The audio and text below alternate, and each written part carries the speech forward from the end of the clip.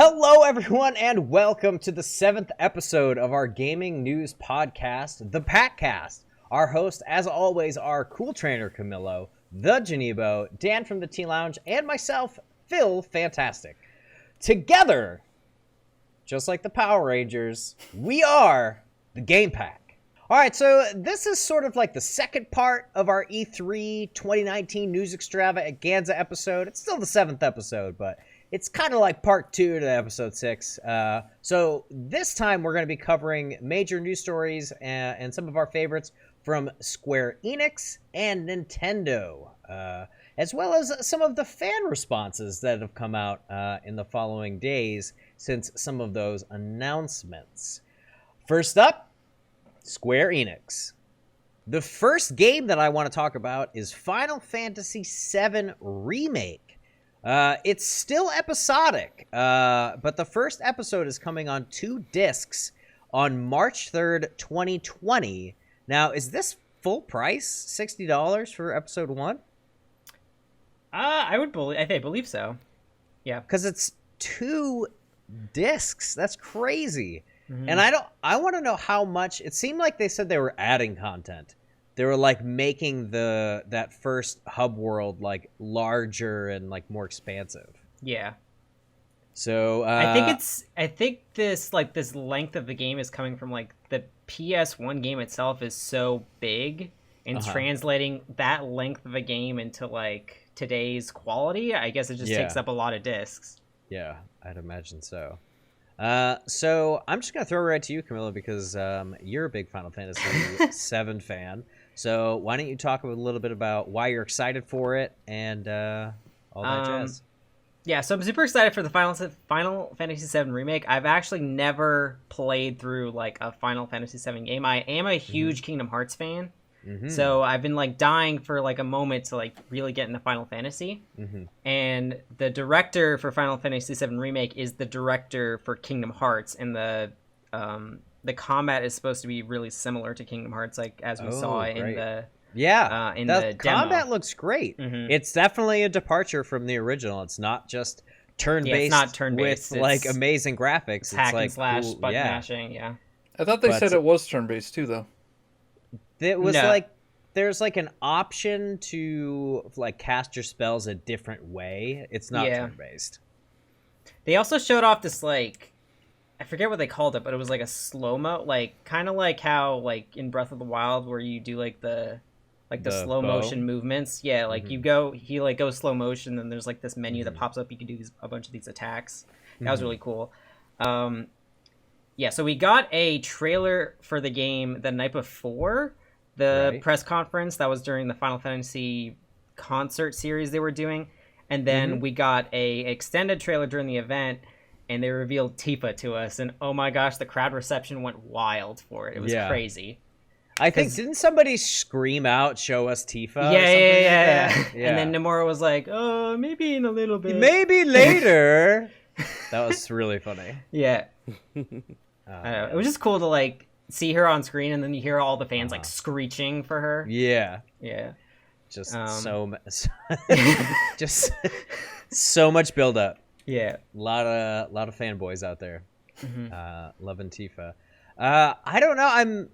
I'm okay on the release date because it's still not coming for a while, because I did buy it on the original version or whatever, the Switch version. It's not the original version because you can like like the remaster or whatever. Yeah. So I'm hoping, I am really enjoying it as much as I've played, to get through the original before I get this remake. So I'd like to see the story told twice from like, and kind of like 2 different eras. Yeah, and like this is gonna be like multiple episodes. They've said multiple times like they're expanding on the stories. There's gonna be a bunch of new stuff in it too.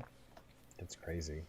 Just gonna be like the most epic game of all time. Yeah, because I don't know if like the first episode has like a title, but they said it's gonna focus on like the Midgar story. I haven't like played through all of Final Fantasy, so I'm not entirely sure what that entails, but I'm excited. Midgar is that first town that you start in. Yeah. So yeah, whatever happens there. I haven't gotten out of Midgar. I don't know what happens after that. So no spoilers, guys. Even though this game came out in 1997. Yeah. Question mark. Yeah, so I'm 22 years behind, but I'll catch up. I didn't have a PlayStation. Now I do. Even though I'm playing it on Switch. How about John? You love Final Fantasy. You love turn-based RPGs. I do kind of like turn-based RPGs, so... Oh, do you? Yeah, I like JRPGs. Oh. Like, Octopath Traveler was really good. Yeah, that's a great game. And, I played turn-based JRPGs. I like them more than the... I don't know. I haven't played a Final Fantasy. I might get Final Fantasy VII on Switch because it is on sale right now. I think it's like $12, so I might pick it up. Yeah. I still don't trust. I don't think it's gonna release in March because that's still like a year away, almost a year away. They gave a day though. They give a day. They didn't say March 2020. They said always March give 3rd. days. Like games give days all the time. Like, it's No, not. I feel like they give months or seasons, and then it gets delayed. Not an actual game. It's 9 months away. There's no way that they can know at this point.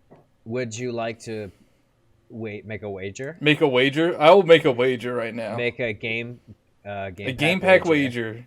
That game is not releasing on March 3rd, 2020. But like, if you look at other games they've made, like, all right, here's Hearts... Do you want to make it interesting? Yeah. If it is released on March 3rd, 2020, I'll buy Cam's version. No, you have to buy my version because I came up with the wager. And then if it isn't, I'll buy you your copy. Okay, deal. Handshake over the internet. All right, handshake. I'm doing a handshake. I don't know if you can't see it, but I'm doing a handshake. That is it has to come part of this. It has to come out March. It has to come out March 3rd, 2020. If it gets delayed a week, I'm lose. Buying it for you. Fine.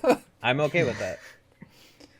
Not the $300 version though. It's just that's what I want. I want version. all the action figures and everything, all the statues and the books. That's what I want. The entire library of all that has ever been. No, I will say I want the physical version, and I'll buy you the digital version. And that's fine. That is fine. I will do that gladly. You have to buy a physical game. The digital version's gonna be like 150 a million gigs. gigs. Yeah, it's pretty crazy. All right, Dan, do you have any thoughts on Final Fantasy VII before we move on?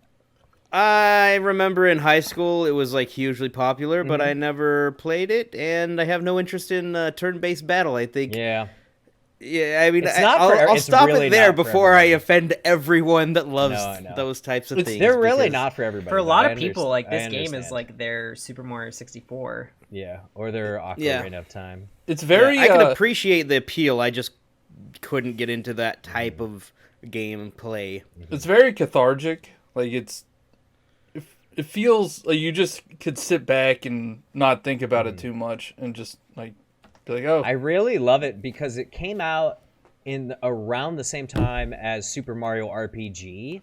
So like I feel like the same team, like, or it's like the same era of Square Enix. So Square. It was Square back then, right? Squaresoft. Yeah, so it was the same like era of Squaresoft. So when I play it, I like get a little bit of like nostalgia for Super Mario RPG. I'm like, oh, this is cool. It's not the same like gameplay, obviously, because they had like the time jumps and spells and stuff like that in Super Mario RPG, and the overworld was amazing. God, that game's good. I'm not getting distracted. All right, that's it for Final Fantasy VII. So 3 of us are excited about it. 1 of us will be excited for us. Kingdom Hearts 3 ReMind DLC is coming this winter, and none of us care. Moving on. Cam, what do you think about that? I'm really excited. It was kind of annoying that so they showed this trailer, like it was like 2 days before at like there was a Kingdom Hearts orchestra concert. And it was meant just for those people to see it. And I think what happened was somebody filmed it and put it on YouTube. It leaked it. So then I think Square Enix felt that they had to release the trailer early. So they released it ahead of the press conference. I would have lost my mind at the press conference if they had just shown it there. But I had seen it already, and I did a reaction video of it. So when it got to that, I was like, oh, we saw this. Cool. I'm excited for winter. But yeah, I'm super excited. Winter doesn't technically start until December 21st. Yeah, I'm not expecting so it you until have maybe until January. March. We're doing 20th. another bet. We're doing another. Okay, bet. but see, this That's doesn't way have too a long. specific That's way date. too long. So they could say, Is okay, there we're gonna be another delaying it wager? to spring or something like that. Once it gets a specific date, it's way less likely to get delayed. We're gonna go broke buying each other's copies That's of so stuff funny. for these wagers. This is really funny. No, you're gonna go broke, John. Yeah. There's no way. There is no way that's coming out March 3rd. Guaranteed. No way. Right. Yeah, right, dude. No, I'm getting that game from you. I'm very excited about it. I'm looking forward to not paying for it. We won't be friends by then. So that's impossible. KH3 ReMIND. Why don't you tell people a little bit what it is? Like, what kind of DLC is this? It's gonna be like a story expansion. Mm-hmm. So, like, from the trailer they showed us like some cutscenes of like Xehanort talking to some hooded figure. Yeah, and then everybody knows Xehanort. Yeah, and then he's talking to Bleep Lord. Previously, Yes, from Kingdom Hearts. I'm gonna take my toes and go home. They said it's going to expand on one of the stories of one of the characters whose not origin, but like why they're back in Kingdom Hearts 3 isn't really explained. So like they're gonna explain that more. Cool. One of the Keyblades, the Oathkeeper, is back. That's like from Kingdom Hearts 1 and 2. I like the name of that. That sounds cool. That is cool. And it has like its own form and stuff. So I'm curious to see why that one's back. But yeah, nice. So when you mean it has its own form, does that mean that Sora like Sora's transforms? change? Yeah, Sora's clothes change. That's cool. Yeah, nice, awesome. Well, all the Kingdom Hearts fans get excited for Winter 2020 because it's coming out. Winter 2020. I mean, I guess winter. That's That's January, February, right? Not December. Yeah. I mean, dude, that release date is sneaky because everybody thinks winter starts in November. Nah, it's December. Well, you see winter and you're like, oh, like holidays, and it's really not. Winter is coming. Winter's coming. Speaking of franchises that recently came to an end, how's that for That's a pretty good. That's pretty good. I know where you're going. Crystal Dynamics and Square Enix have teamed up to make an Avengers game that was teased last year. What did they show last year? Just Thor's hammer? I think it was Captain America's shield. Was it? Yeah, they didn't show any gameplay. It was just a teaser. It might not have even been last year. It was like maybe I think it might have been 2 years ago. It might have been when they did Metroid Prime 4. And I think it was Thor's hammer, but I'm not gonna make You want to place a bet? Yeah. Pretty sure it was Thor's hammer. But it's their take, I'm doing air quotes, on the Avengers.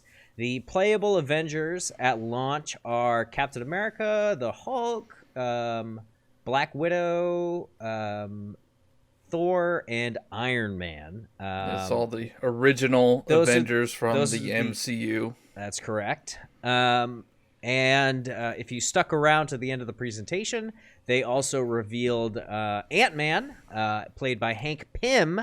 And if you guys watch the MCU, you'll know that Hank Pym is played by Paul Rudd, and his character is named Scott Lang, and he is in the current comic books. But the original Ant-Man is the character Hank Pym, played by Martin Sheen. Douglas? Douglas, yeah. Michael Douglas. Yeah. I always get those guys confused. Michael Douglas.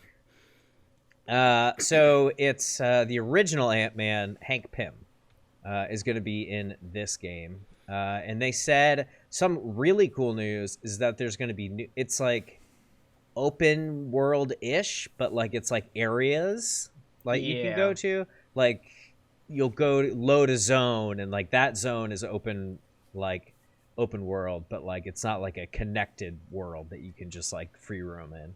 But they said every time they add a zone or a new hero, it's always free. There's like not going to be DLC or microtransactions.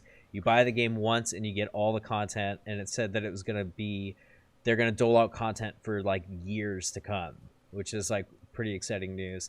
And they said something, hinting at new characters and like which ones were coming up, that I am so certain, I forget the phrasing they said, but they might as well have said, and we have an amazing character coming up next. Well, like, I think there was a hint. Actually, I might not want to spoil Spider-Man PS4. What do you mean? Spoil? There's a hint of the Avengers in Spider-Man PS4. Oh, gotcha. Yeah. And I think that's what they meant by PlayStation exclusive content. Like Spider-Man will be exclusive. Yeah, like Spider-Man will be exclusive to PlayStation. Dude, they better not do that. They're gonna do it. That would be like next level bad. Yeah, timed exclusivity I am fine with, because like that, you know, it's like part of like, okay, I picked my team and like my team gets this little bonus. But like holding a back content onto something that's cross-platform, I think should not exist in gaming. Yeah. Well, what about Starlink? Well, that's different because nobody bought that game. Why? Because you have the bonus on your favorite console? No, I would just say that the IP is like owned by Nintendo, and Nintendo's IPs have never left their consoles. Well, Sony owns. Yeah, but Sony owns Spider-Man IP. But not in my heart. Kind but of. not in my heart. But I agree. I think. And not everywhere, and not like for all time, not like since the dawn of the invention of Spider-Man. You know what I mean?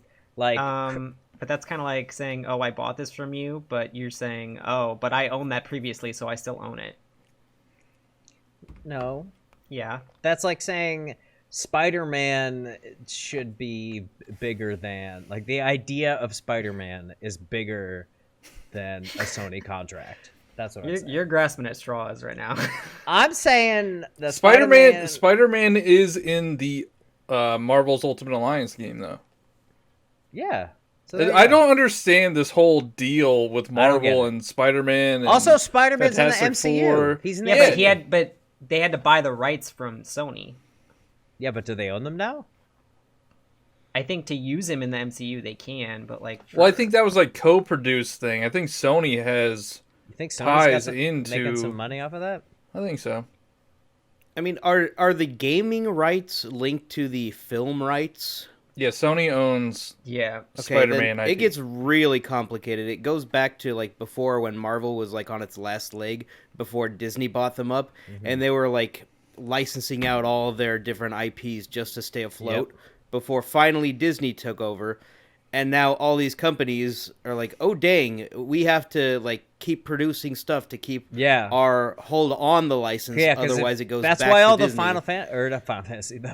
Fantastic Four movies are so bad. Is because they make Fox. Well, no, they make them. They have to make them like after a certain number of years, or they lose the rights. Well, not anymore. Disney owns them too. Oh, they do. They bought Fox. I would assume that like somehow they bought a division of Fox. Yeah. Anyways, there's a video. We're getting off topic about it. Well, yes, we're getting off topic, but there's a video on YouTube. You guys should check it out. It's about the rights of Fantastic Four, and you'll know what I'm talking about. Moving on. What do you guys think about the Avengers besides the Spider-Man stuff? It looks cool. It looks like Avengers got the Spider-Man treatment. Like, so yeah, I may play it. I like Spider-Man, but I'm not like a huge like Avengers fan. I'm a big Marvel nerd. I'm very excited. I read the comics, not all of them, but like certain series of comics, I read them. So I'm excited when I get. I've been burned too many times in the past where like just having a game based on something I like is not enough to sell me on the game. It has to be a good game based on something I like. They have. So I'm gonna wait until it comes out and see what people think of it first. I get that, like movie game. I mean, this isn't a movie game, but like when it's like a game based on a already created piece of media, it's usually not that great. But I don't think that's the case in this game. Yeah, it's like Home Alone, fun movie. The NES game, not so much. Is that like one of the LGNs? The classic I think LGN. Maybe. Yeah. LGN just buys up all the movie rights and just makes terrible games. Yeah, right. LJN. Oh, lovely LJN. Yeah, I'm excited for it. It's a day one purchase for me because it's a co-op game. and it has comic book characters in it. So day one purchase for me. Thoughts, John? I think it looks bad. Really? Like, I think the characters look too close to the MCU characters, but not close enough. Mm-hmm. Thor and Hank Pym were very different. Yeah, but like Tony looks kind of like Robert Downey Jr., but like the stunt double or like the Chinese bootleg version of Robert Downey Jr.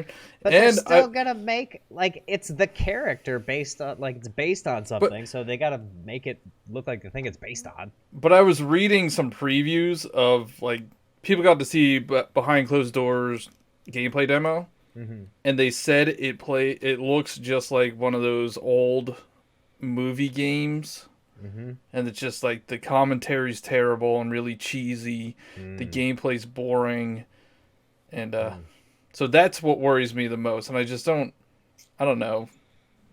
And can we get somebody other than Nolan North and what's that other guy?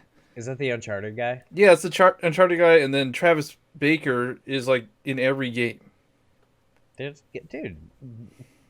that's like saying Leonardo DiCaprio's in another movie. But there has to be out of here. There has to be more voice actors out there that.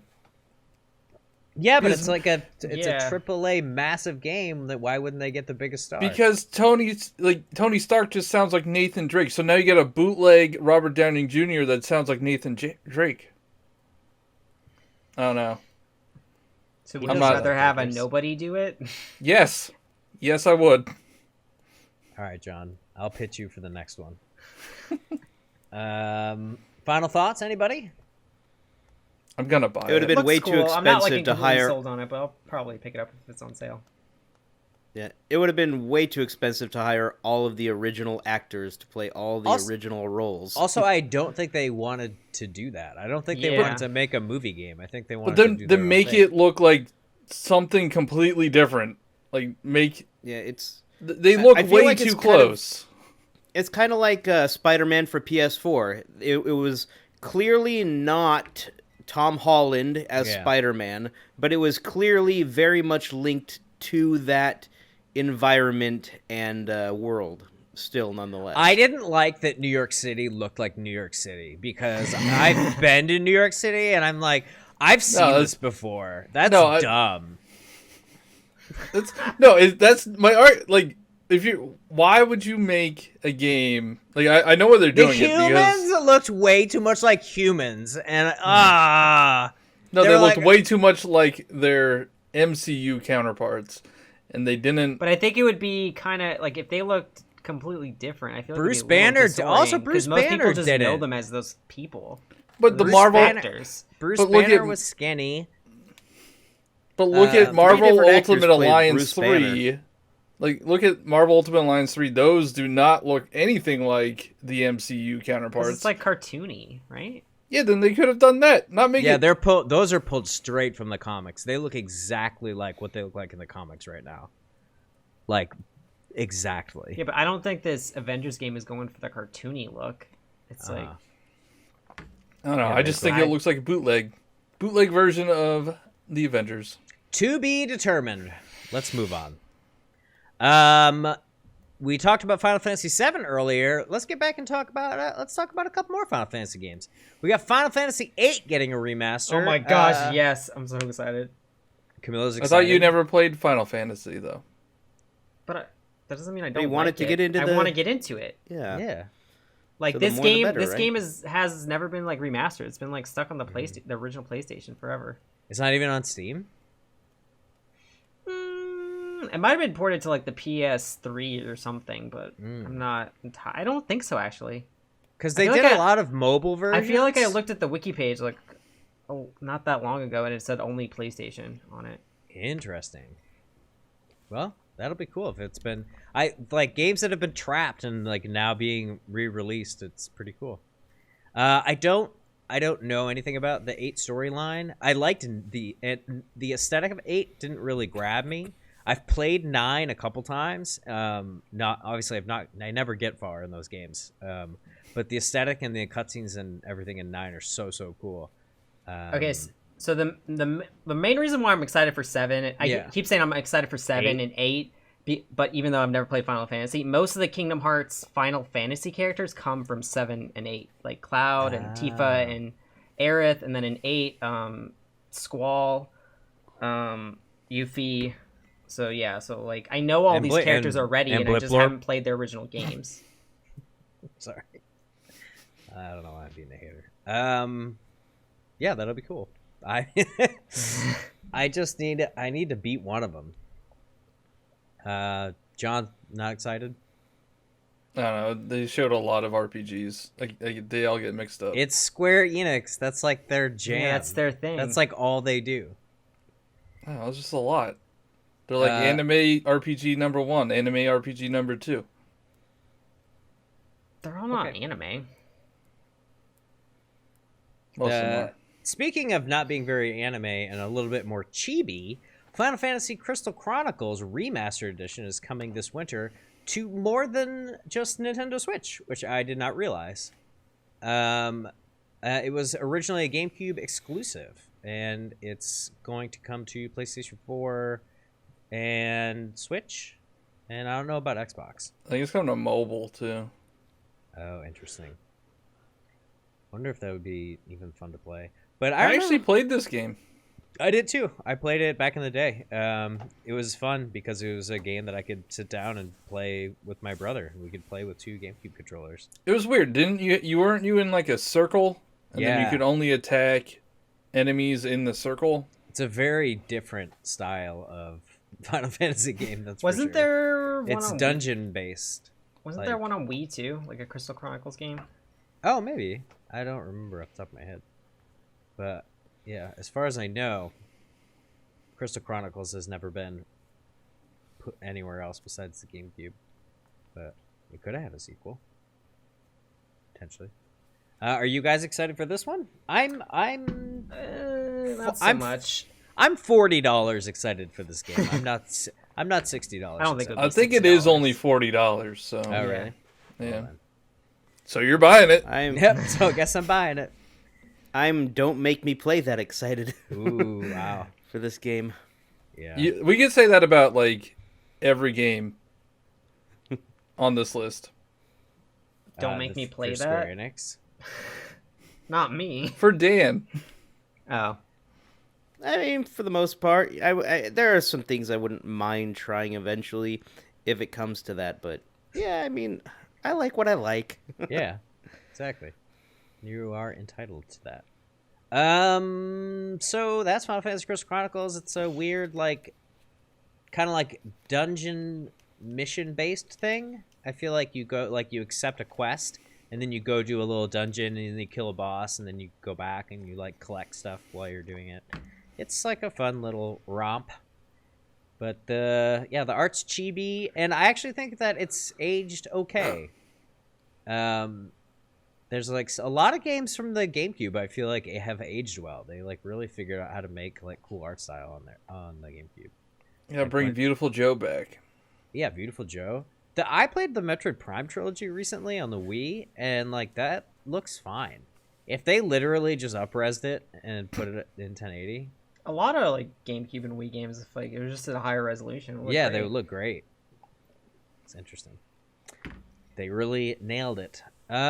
Moving on, we have 2 more games that we're going to quickly talk about, but then we're going to breeze through something else and then into Nintendo. So Dragon Quest XI Echoes of an Elusive Age S Definitive Edition was announced. That is the Switch version of Dragon Quest XI. It has extra monster mounts. It has the ability to fast forward through random encounter battles, I think, which is great for grinding. I don't know how grindy that game is, but anytime you can fast forward through those turn-based battles, I think it's amazing.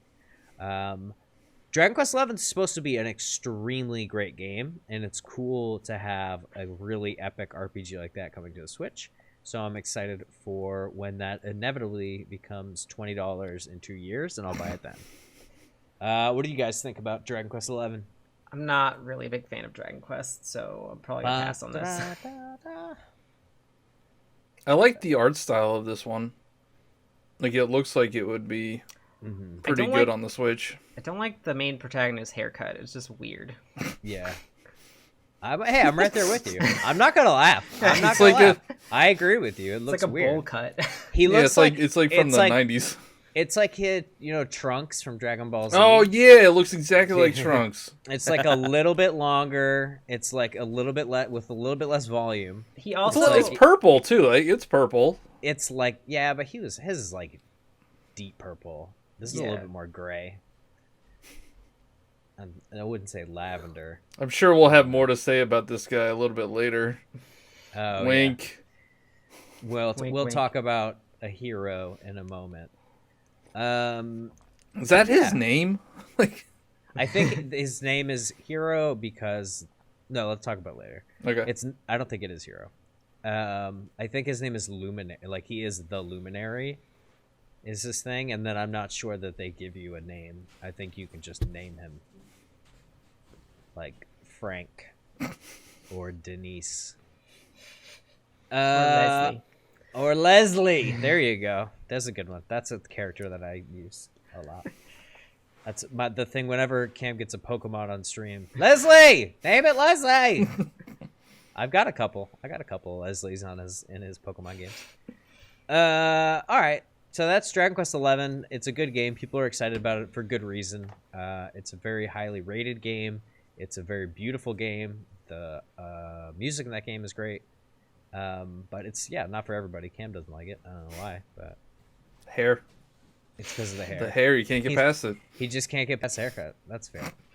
The last thing for the Square Enix conference is Octopath Traveler now on Steam. So congratulations, PC players. If you didn't buy a Switch, I don't know why you don't own a Switch. If you own a gaming PC, you should have a Switch. Come on.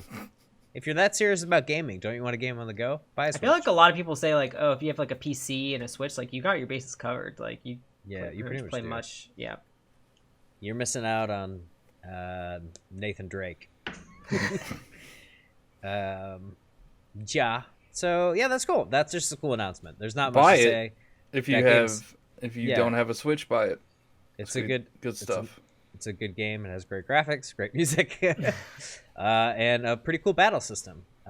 What is it called when you with the braking and all that? Do you know what the battle system's called? No, I don't know. But it's a cool battle system. So check that out. And that wraps up the Square Enix conference for 2019. We're going to move on to the PC Gaming Show. Okay, I guess we're not really taking a break. We did take a shortcut, but we're going back to Square Enix so that we can all give our final thoughts on the conference. I'll go first. I think it was okay. I think they started strong with Final Fantasy VII. People freak out. People are going to be excited. There's that's 3 Final Fantasy properties. Kingdom Hearts is another thing that people are super fanboy about. Dragon Quest XI is going to be great for people who don't have a PlayStation and want to play a great RPG. And I think the Avengers game, I don't think it's going to be good. I want it to be good. I'll be honest. I want it to be good because I do love Marvel and I'm very excited about it. What are your guys' final thoughts? Dan, final thoughts on the Square Enix conference? Is it Enix or Enix? They were saying Enix. I think it's Enix. That's my thoughts. That's my thoughts. They've been saying Enix. I've been saying Enix since I was 8, so it's hard to... That's what I thought. It's hard to switch. How about you, John? I'm going to make Cam go last because he's making me do this. If you like their games and RPGs, you probably enjoyed it. Mm-hmm. I wasn't too excited. I was excited for seeing the Avengers game, but it didn't satisfy me. And I do think that they are stuck in the 90s with their transitions. What is with that picture frame with the green smoke? It was artistic. It was fine. It reminded me of something Rare would do. I don't know. It's just so many 90s games coming around. You gotta have an aesthetic. I wonder if I was thinking that maybe it is from Final Fantasy, but I've never played a Final Fantasy, so I didn't know. So I was just kind of lost, and then I just thought it looked like it was like whatever bad. It was like nothing to me. Like those transitions like didn't even faze me. Yeah, I didn't think of anything of it. Yeah. What are your final thoughts and impressions on the Square Enix conference? Camilo. Cool trainer Camilo. Yeah, who's that? I thought it was really good. It wasn't like the best one, but the Final Fantasy VII Remake got me so hype, and I'm so excited to play that. So just because they showed that in Kingdom Hearts and the Final Fantasy VIII Remake, it just made the whole thing awesome. So yeah, I'm really excited for all this cool stuff. Very cool. All right, now we are officially moving on to the PC Gaming Show. We are only going to talk about one game for the PC Gaming Show because for the life of us, we couldn't make a list of games we cared about at all. Besides Shenmue 3 coming out on November 19th, 2019. It still doesn't look very good. In the notes here, I think John, you wrote it still looks like, yeah. Definitely. John says it still looks like a Dreamcast game. I will say that it doesn't look like a modern AAA game, but it has been upgraded since the Dreamcast. I'm very excited about it. Do you think it's aged well or not? The writing is so bad. Yeah, it's pretty bad. It's bad, but like it's like watching a bad movie. You know, like for the charm of it. You know what I mean? Oh, like The Room. That's like a cringe. That's like a cringe movie. I don't know a good example. But I'm not $60 interested in this game. I might be, because I beat Shenmue 1 on the Dreamcast. I have the collection that came out of PS4. Yeah, I remember you were talking about like you're really excited for this game. Yeah, I'm very excited because Shenmue 1 was super cool. Like it was ahead of its time with like the branching mystery, like trying to figure everything out, and like it had like a weird combat element to it, but like the real thing was like you could just walk around this this Japanese village and just like interact with people. You just talk to them. And like when the Dreamcast was out, that was like revolutionary, like blew my mind. You could just live in this town, and it was like you go out, you live your day. It's kind of like how Persona is set up now. You go out, you live your day, you do what you need to do to try to solve the mystery, and then like you go home and you go to bed, and you like write down your clues in your journal, and you try to like go the next day, and you're like, oh, on Wednesday, like the sailors are gonna be in this bar, so you got to make sure that like you time it out so that you're like at the bar on Wednesday, and you don't spend too much time playing darts in the arcade, which is my favorite thing to do in Shenmue 1. But I think it's great. I think it would have been cool if Shenmue 3 maybe came out 15 years ago. Maybe when that trilogy should have come to a close. So I hope that they've added some modern elements to it. The QTE was in Shenmue. That was, I think, revolutionary at the time. Quick time events for some battling. That was kind of cool. But yeah, I don't know, Shenmue 3. I'll get it on PlayStation, I think, even though we're talking about it during the PC Gaming Show. Well, that's when they showed the trailer. I didn't see it anywhere else. Yeah, I think it'll be on PlayStation. I think they co-funded it. PlayStation? Yeah. Huh. With the Kickstarter thing. Does anybody else want to talk about Shenmue? I just dominated that. Does anyone care about Shenmue at all besides me? Not really. Never played it. Never played it. I might play it because it's on Game Pass. Oh, is it? Yeah, the collection is on Game Pass. That's cool.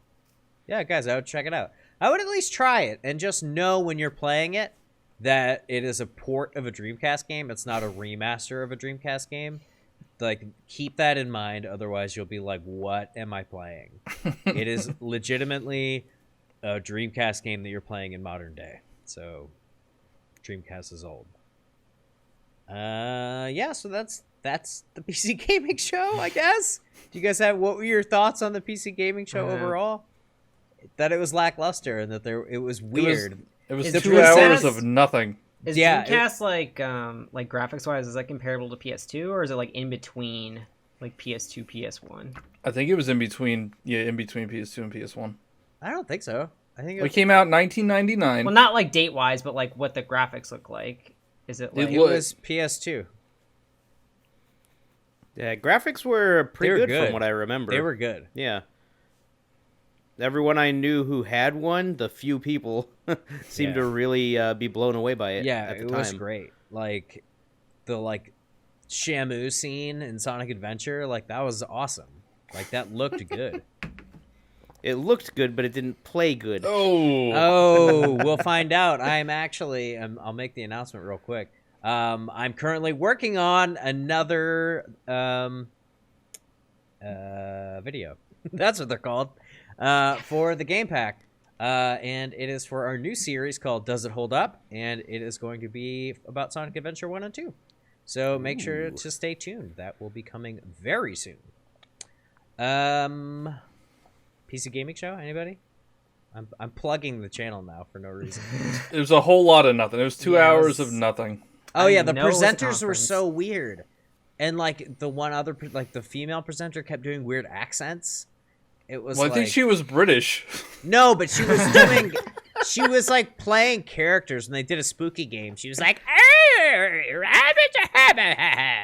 that's Adam Sandler. But it was odd. It was weird. Not worth watching. A waste of 2 hours. That's what I have to say about PC Gaming Show, and I think that's what everyone. We're done. We're done with that. I'm moving on. Moving on! Okay, and now we are going to, for the next foreseeable future, buckle up, folks, because we're going to talk about the Nintendo conference, and there's 4 Nintendo fanboys sitting in front of you right now, and we're about to gush about some stuff. Then the first thing that we're going to talk about is Smash Bros. And the 2, count them, 2 character reveals we got. I was honestly a little bit disappointed with the first character reveal. I'm fine with it. The first character reveal was the hero from Dragon Quest. They showed Eldrick, and they showed the Luminary from the new one, the kid from Dragon Quest VIII, and then there was one other one that I don't know. And I don't think any of us are Dragon Quest experts and can answer that question. Perhaps we will answer it in the live chat during the premiere. How do you guys feel about the hero being in Smash? Are you excited about it? Do you care? My honest opinion is it's a waste of a DLC character. They called the wrong Square Enix boy. That's my opinion. They so this was just it was a promotion of Dragon Quest XI on the Switch, and then Dragon Quest is huge over in Japan, so they're massive. They're trying to appeal to that crowd. But yeah, I'm sick of anime sword fighters. Like, we got like 20 of them. Right, but I hear Cam in what he is saying is the anime sword fighter he wanted was... Who did you want, Cam? Sora. You wanted Sora. We still got 2 left. You still got 2 Yeah, left. but they're not going to get... Dude, I think that might eliminate Sora. It's a Square Enix character who's a sword fighter. I don't know. I'm still hopeful, but... Yeah, it's like if they get there's only 2 spots left. Sora's probably impossible to get because wouldn't you have to get like a Disney property? No, Disney doesn't own Sora, and I feel like they could make it work with like they don't have to put any Disney characters in his Smash or Final Smash. Oh, but would that really be? Oh, I mean, there's like a Mickey Mouse on his Keyblade. Yeah. Ooh, that's probably like I don't. They could switch it. They could switch it. He has tons of Keyblades. I know, like that's his Keyblade. Yeah, but like the whole thing is that it's like a Final Fantasy. It's a crossover, yeah. And for his Final Smash to not include Disney characters, I think would be ridiculous. Like, what would they do? He could just do like like when he like seals a keyhole or something. That's boring. That's lame. What? That's not like doing a Trinity limit with like Donald and Goofy. They're not going to get them in the game. I know they're not. That's why I think they're not going to do it. I think if they can't do it right, they're not going to do it at all. That's my thought. That's my personal thought. I would have to agree. I think you need a Disney character to go with it. It's like the whole thing. But you know what? For Cam, I'll hold out. Guys, let's cross our fingers and have a moment of silence for Sora not being in Smash. Okay, now the character that we all care about. Wait a minute. What? I didn't get to say what You I don't thought. care about Dragon Quest. Do you even play Smash Brothers? I actually have something to say. All right, fine. Well, I'm glad you spoke up. Thank you, Dan. Please continue. While I didn't care about the specific reveal of this character, I will say in general, these reveals seem to have more to say about other things aside from Smash There you go. that may or may There you not go. be coming. There you go. So there are interesting things Dan's got in it. development in that regard, Dan's- regardless of my lack of care of Smash. Okay. Wait, I don't So, understand. do you actually not The understand? next announcement move on, will and then clarify. Dan will- Oh, I get it. Never mind. Whatever. So I get it. It was the next one. Yeah, can I thank you.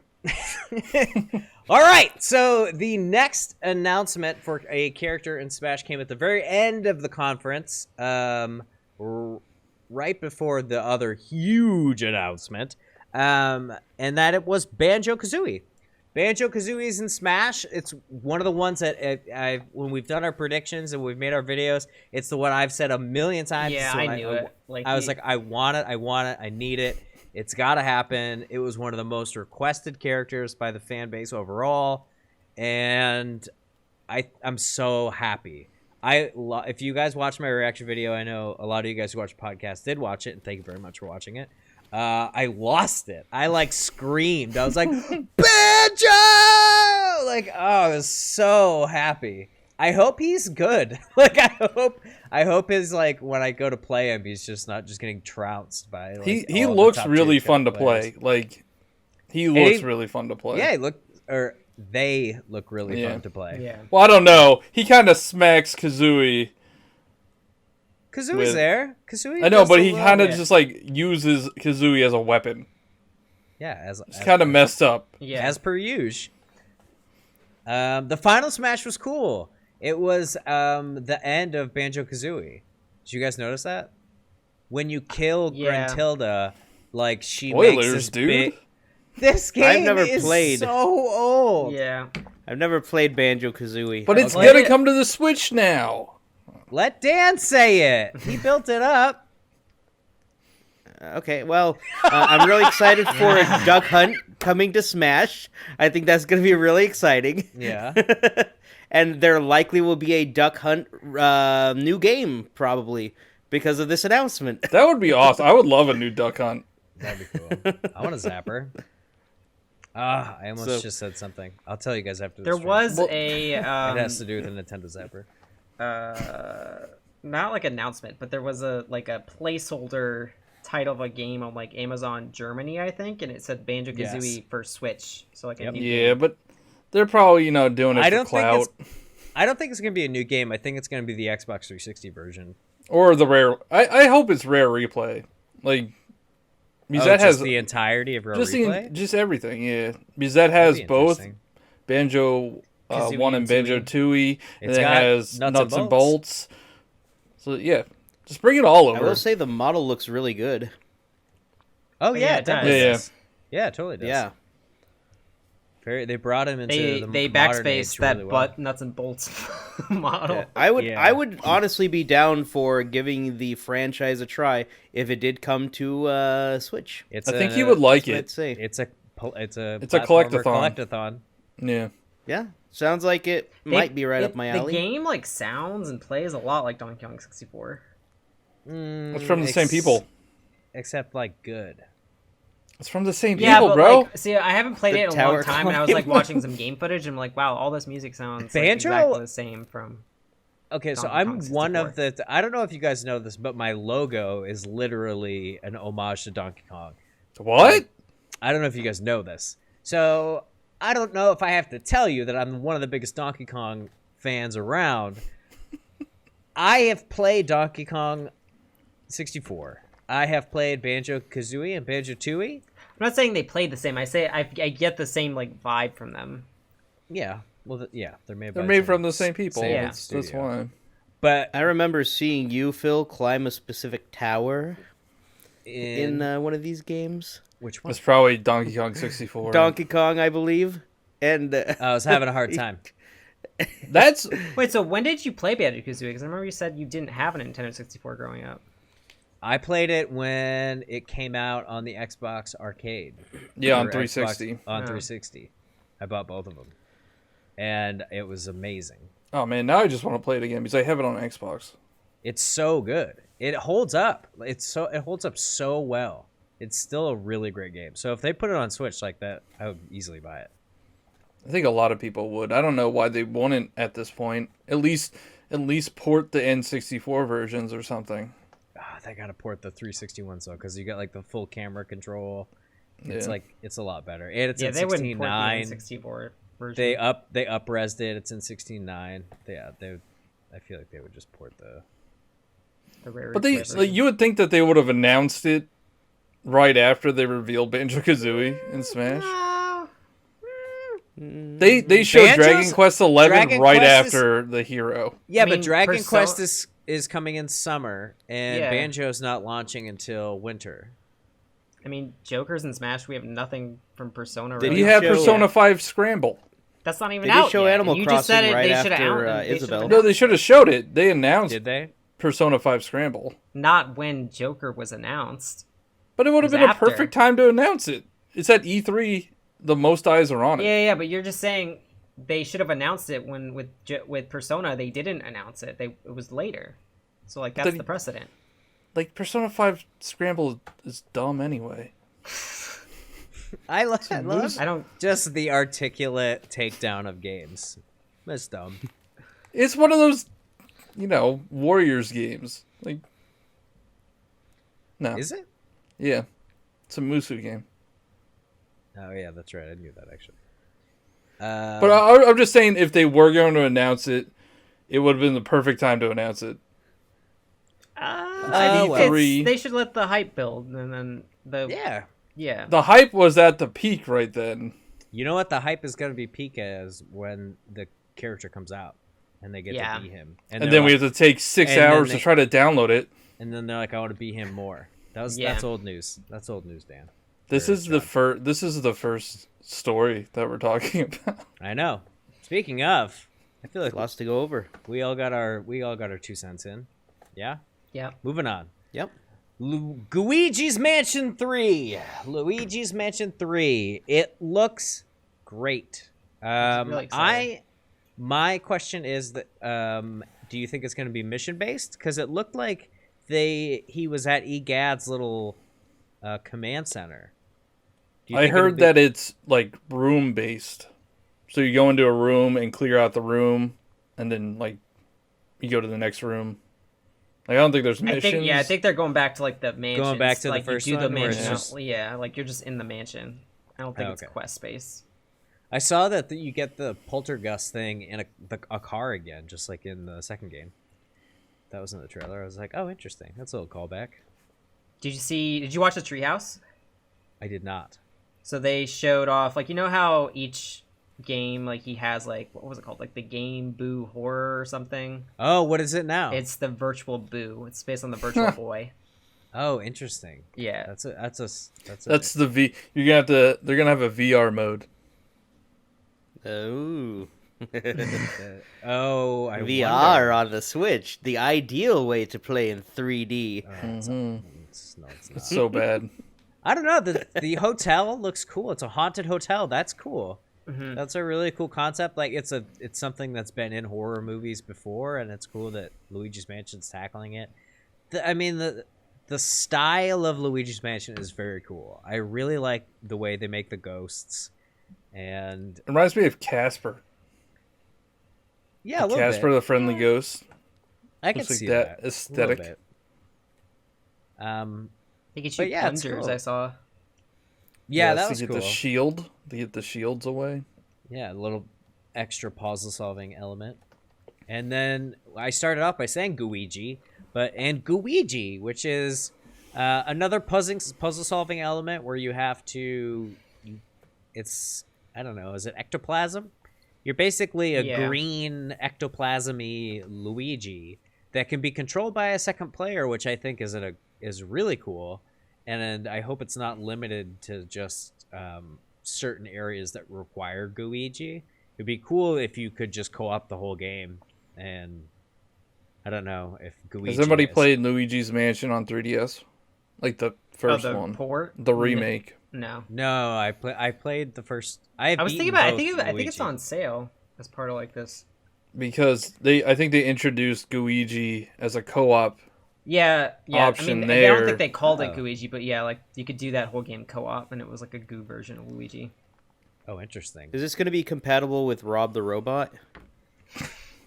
I'm excited for the Scare Scraper to come back. That was really fun in Dark Moon. It looks really pretty. People like that. It's just, it looks great. Yeah, I don't have a player 2, so... I mean, I don't play 2-player games as a thing, so... Is that like a piece of the game I'm going to miss out on? Well, no, the Scare Scraper is online. Scare Scraper's online. And the Luigi thing is you can control it. It's an option that you could have somebody control. Optional, okay. Like there might be a part where they're like spikes, and you just switch to Luigi and then walk through, hit the button, and then come back. Okay. I don't know. It looks great. I'm definitely getting it for sure. There's no release date yet. Yeah, which is surprising. I thought it has to be like October, right? No, they said No, Halloween. they just said in 2019. No, they said 2019. That's it. I thought for sure they said No, Halloween. they did not. I'm dead sure. They just said Well, I wonder if they're trying to figure out what the release schedule is going to be, because you got Link's Awakening in September, Pokemon in November. So they wouldn't want to be wrong about the release date. And they got Resident Evil 5 and 6 coming out. Oh, so, So that's shot. The rest of the year's shot. Don't release anything else.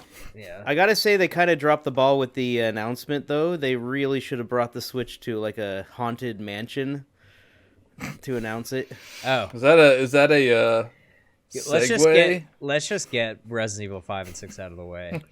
I don't care about those games. They're old. They were on the 360 and PS3. The co-op in 6? No, 5. The co-op in 5 was okay. But they presented it in such a weird way where they like it's a single play. One of those games is single player. 6 is single player. And they weren't even playing. They were handing the controller back and forth and being like, "Whoa, this part's spooky. You take it." And they're breaking and entering into some spooky abandoned mansion. What person would do that? Nintendo was. Oh, there's a sound effect in the game. What's behind me? Oh no! So they're playing Resident Evil 1 and trying to promote Resident Evil 5 and 6. Like what? I don't know. That was a weird part of the direct. Let Resident Evil 1 die. Like the original tank control Resident Evil, go away. Just remake it again. You know? It's ugh. I actually like Resident Evil 5. I think that's one of my that one's like high action co-op. It's pretty cool. It's like Resident Evil 4, but with more action. Mm-hmm. I was always bad at the inventory management stuff. Like I'd run out of bullets, I'd run out of herbs, and just be done. I feel like 5 kind of stepped away from that, and then 6 just went off the rails. On a crazy train. But we know these are going to be like $80 each, so $80. Wonderful. Well, now that we got that out of the way, we can go back to something a little dark as well. The Dark Crystal Age of Resistance, a tactics game, is coming to the Switch. It is based on the Jim Henson franchise, The Dark Crystal. They're doing, I think, a series on Netflix, bringing it back. Yeah. It was a movie in the early 90s, if I remember correctly, that was kind of spoopy. And when you're a child. Yeah, when you're a child, it's spoopy. A lot of puppets. It was really cool. The art style looks really cool. It looks really true to like the puppetry of it. Like the characters look made. You know what I mean? Sort of like Link's Awakening. where I feel like it looks like the characters are like clay. Yeah, kinda, or like made out of wood, and like it just feels like like Lego games look like they're made out of Lego pieces. Exactly. This looks like it's made out of like puppetry pieces and stuff, and it's cool.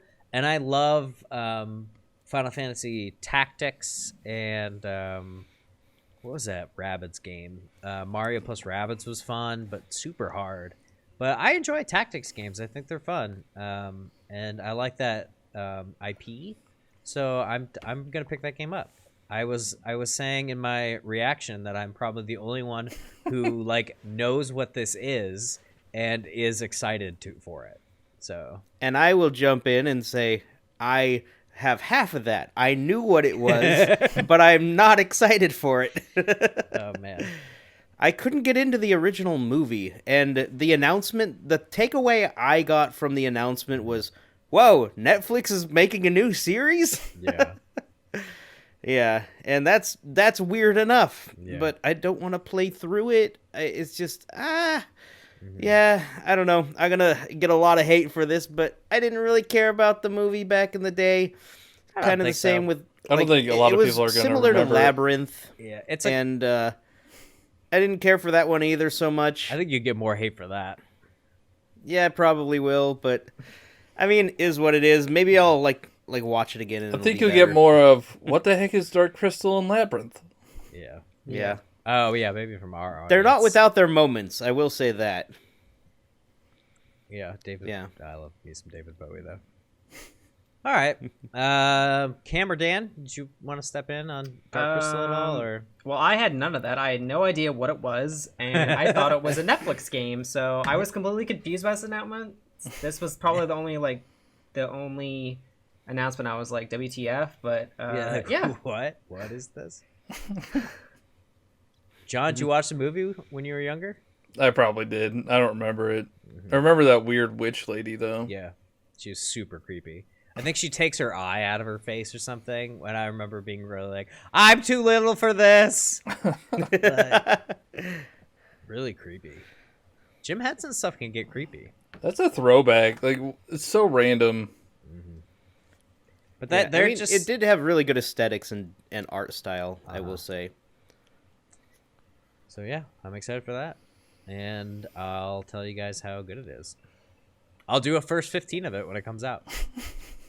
Sounds good. Let's move on to something that all four of us are excited about, and that is Link's Awakening. All four of us? Oh, who's not excited about this? Link's Awakening? I couldn't care less. It's not Breath of the Wild. It's a Zelda game that is not Breath of the Wild. It doesn't really interest me all that much. I'm gonna take my toys and go. So you're worried. You're worried about people getting mad at you for your opinions on Dark Crystal, and you come out here with this stuff with Link's Awakening, man. I'll say I played about 4. Now, like, Breath of the Wild was my first, and now I played about 4 of the other games. All right, which ones did you play? Which ones? I played Wind Waker all the way through. That's amazing. It was cool. Some parts were really dumb and annoying. And you stabbed Ganon in the face. I guess. I'm out. Cool, I guess, was my takeaway from that. Did Twilight Princess. Didn't get through it. Understandable. The first game on NES was kind of neat, but I never went back to it. And I just the other day started playing A Link to the Past. That's kind of cool so far, but I'm not too far into it. But it's nothing to write home about like Breath of the Wild was. I would write home about Breath of the Wild. You're talking about some of the greatest games ever made. Yeah. Link to the Past is one of the greatest games ever made. And Let's just move a sprite around a grid until I find the piece of the grid that gives me what I want. And then I'm going to move to another piece of the grid until I find the spot that gives me what I want. I mean, that's kind of... Those are what the games feel like. I don't get it. It's like playing Graph Paper the game. What? I mean, that's... I'm glad that you're here because I'm not the one causing all the anger. There's like a word, like, I can't figure that's the word. What... I don't even know what that means. Like, yeah, That's like, you're like, I was watching this movie and there was people and they were just talking and then they walked from one side of the room to the other. Like, what? Okay, why did they do that? Link's Awakening to me just feels, the top-down grid view, it just feels like it's going to be the problem that I have with the other games where it's walk around, try to find the thing of interest, and it's just like hidden somewhere and you just gotta stumble upon it, and then you find the thing of interest, and then it tells you go find another thing of interest. I stumble through the grid a different way. Are we talking about Link's Awakening or Breath of the Wild? I'm confused. Link's Awakening, because that's and the same thing you do in Breath of the Wild. Okay, I will say that the older games, like, they don't hold your hand at all, and you're just kind of like wandering around. But like, even with this remake and stuff, it's not gonna be like that. It's gonna be more like you're gonna know what to do, and there's gonna be things to see and things to check out. And I'm talking about this as like the grid-based ones are the ones I've actually somewhat kind of appreciated and liked a little bit. But it just doesn't grab me. The announcement for Link's Awakening and the Awakening game doesn't grab me at this point, is what I'm saying. I'm not the really excited as you all three other. So I'm the fourth. The fourth, not all four of us, was my original point takeaway. I think Phil's dead. We got to resuscitate Phil. I'm not super excited. I think it's kind of refreshing to get a Zelda game that's not Breath of the Wild immediately after Breath of the Wild, just to go back. I don't think it's going to be horrible. I'll definitely wait until it comes out and see what people think, and maybe people are going to think people are going to give it 10s. It doesn't matter if it's going to. It might not be for you. I'm just not super stoked, is all. I'm not like, oh my gosh, another Zelda game. No, it's like, okay, take it or leave it. I guess I'll see what people think. That's what I'm saying with my takeaway. Not that like, oh, this looks horrible, it's gonna suck. Nah, nothing like that. Oh my gosh. I crashed the podcast. Oh no. What? I don't know. The thing is, it's like I don't know where to start my defense. I want to just I feel like we'll get too derailed. Just be like, that is dumb. Yeah, I could just John it and be like, that's dumb. That's dumb. Moving on. I'm just not used to the style. I enjoyed it well enough for the few minutes I've played it, or the few hours I played it in the other games, but I'm not excited to get another one, is what I'm saying. We haven't had one in a while. When was But they're new to me. Link to the Past is new to me. I played it for the first time 2 days ago. Right. It's new to me. And it feels like I'm getting yet another one. It holds up, bro. Yeah. It's not a bad game. All right, I feel like I haven't got a Why don't we just go around and we'll explain why we're excited.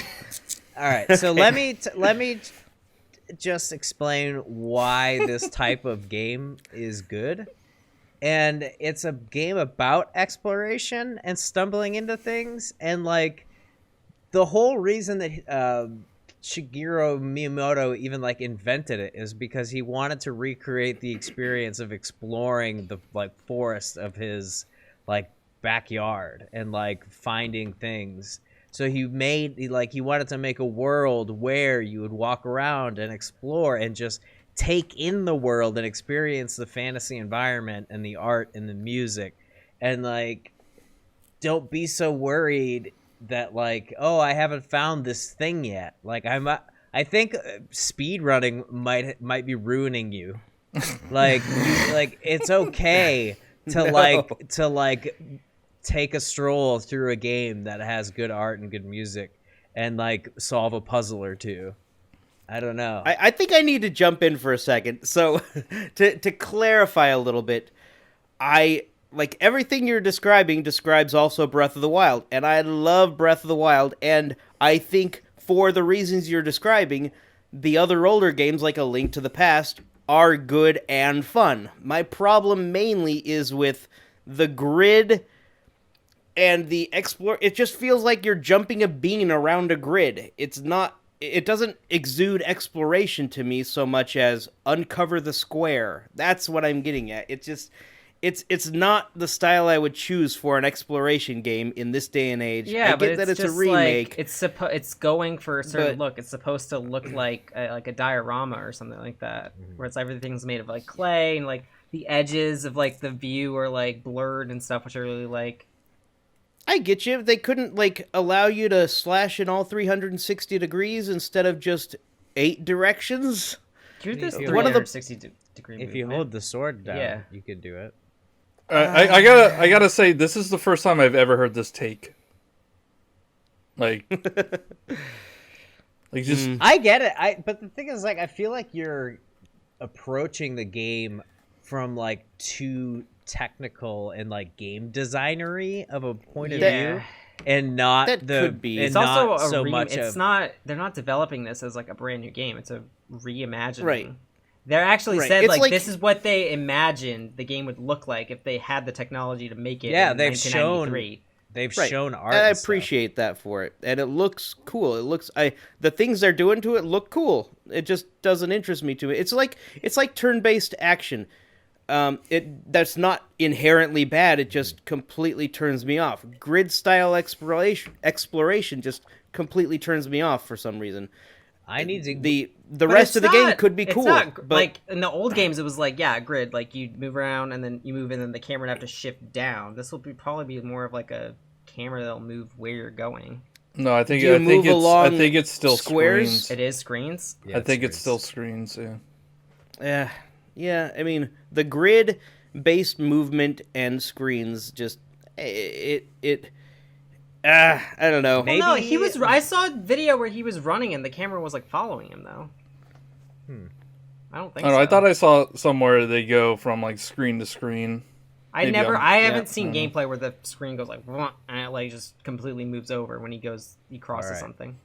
Guys, I gotta make. I'm not saying I hate it though. I gotta make an executive decision. Let's talk about the Dungeon Maker and move on. Okay. So they're adding a Zelda Dungeon Maker, which I think is really, really cool. Design your own dungeons. However, I don't know if you can share them. I feel like being able to share them would be like the ultimate experience of like, oh, I made this. Check this out. But it looks like it's like, oh, I made it, and now I get a reward from. Is his name Dampy? Dampe. Dompe the Gravedigger guy. So like that's cool. Like everyone, especially Dan, has always wanted to make their own grid-based Zelda game to explore.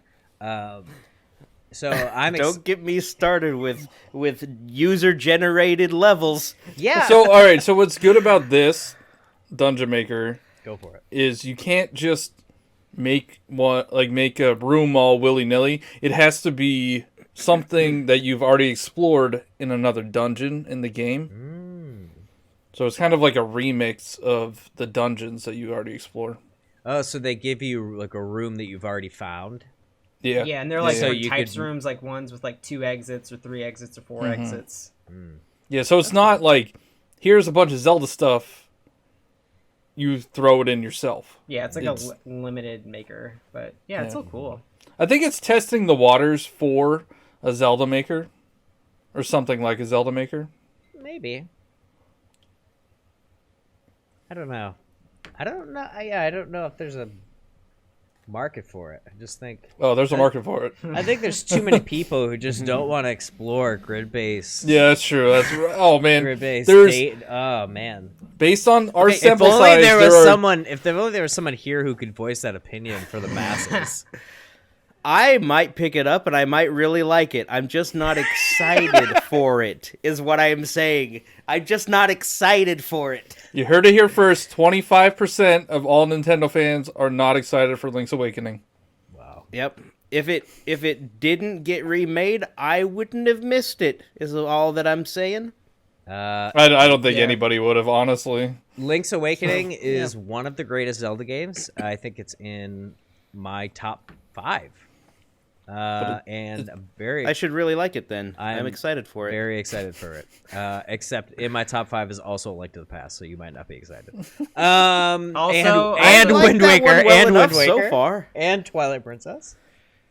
I will say I'm liking A Link to the Past better than aspects of Wind Waker so far. Interesting. Also, Marin's voice. So that's awesome. Yeah. They played it in the treehouse, and like you just go up to her, and she sings and stuff. It's really cool. That's cool. Yeah, it's gonna be amazing. Let's move on from Link's Awakening because we should fly through like a bunch of these. Well, yeah. So Trials rapid fire. Yeah, we're gonna rapid fire through. Well, we got through some of them already. Trials of Mana is being ported because it was already remade. Trials of Mana was a 2D game, and it's being ported. No, I thought it was I thought this was different. I thought there was one that was remade for PlayStation 4, and there's one that's remade for the Switch. Am I not? I don't think so. I think that version is coming to the Switch. I thought Secret of Mana was remastered for PS4. Yes, that was. And then Trials of Mana is for the Switch. I think they're two separate games. We'll figure it out. We didn't do our research on this, guys, because honestly, we don't care about it. The Mana Collection. The Mana Collection's coming out. It's a collection of... It's already out. It is out, and it costs $40, and it's not worth it. It's a Game Boy game, an SNES game. It's Final Fantasy Adventure, right? I'll be the devil's advocate. A lot of people are going to be excited just by the mere fact that this is the first time one of the games is made available outside of Japan. Yeah. And that's one of the arguments that a lot of people bring up when they're talking about like emulation. Emulation is the only way to play some of these old classic games that are never made available outside of a certain area. So to see more games be more worldwidely available is good, because emulation, if you don't own the game, is not a legal solution to the problem. But is it $40 worth it? It's up to the person entirely. It's worth what people will pay for it. Exactly. That's a lot. That's a lot for really old games. For 3 really old games. I think it is as well. I won't be getting it. Should be $20. All right, moving on.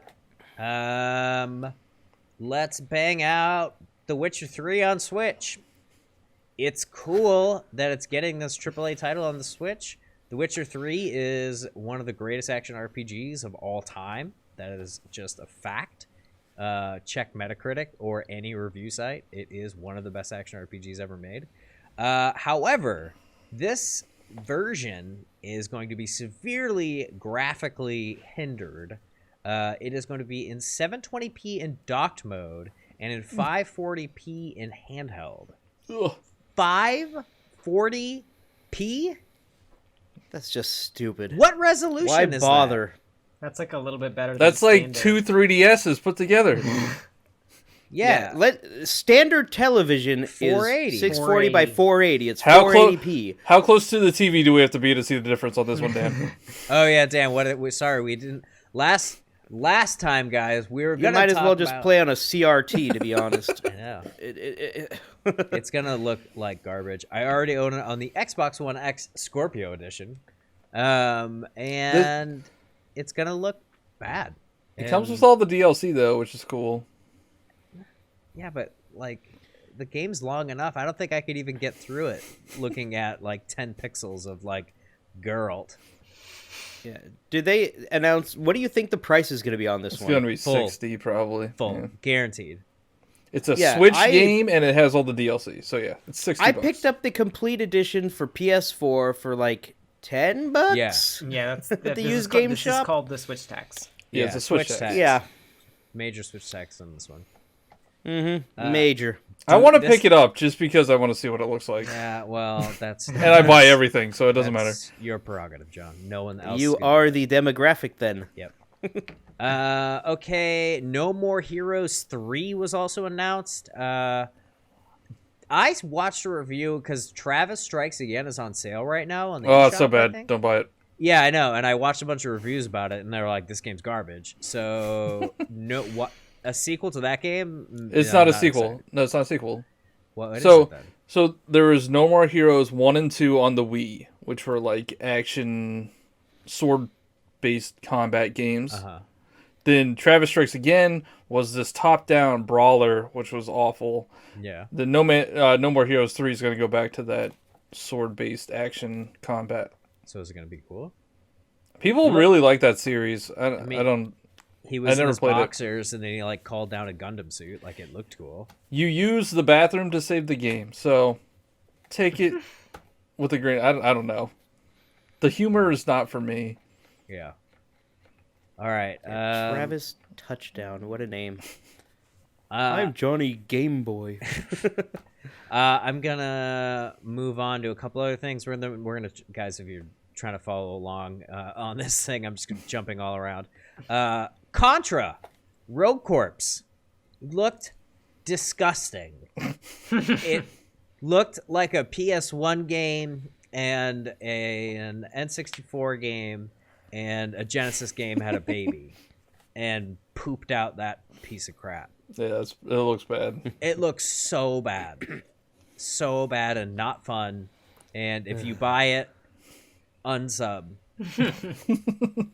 Dang. Just kidding. Please tell your friends to subscribe to the Game Pack. Nobody knows about us yet. Yeah, it looks so bad. It looks so bad. What do you guys think? It's so bad. Looks bad.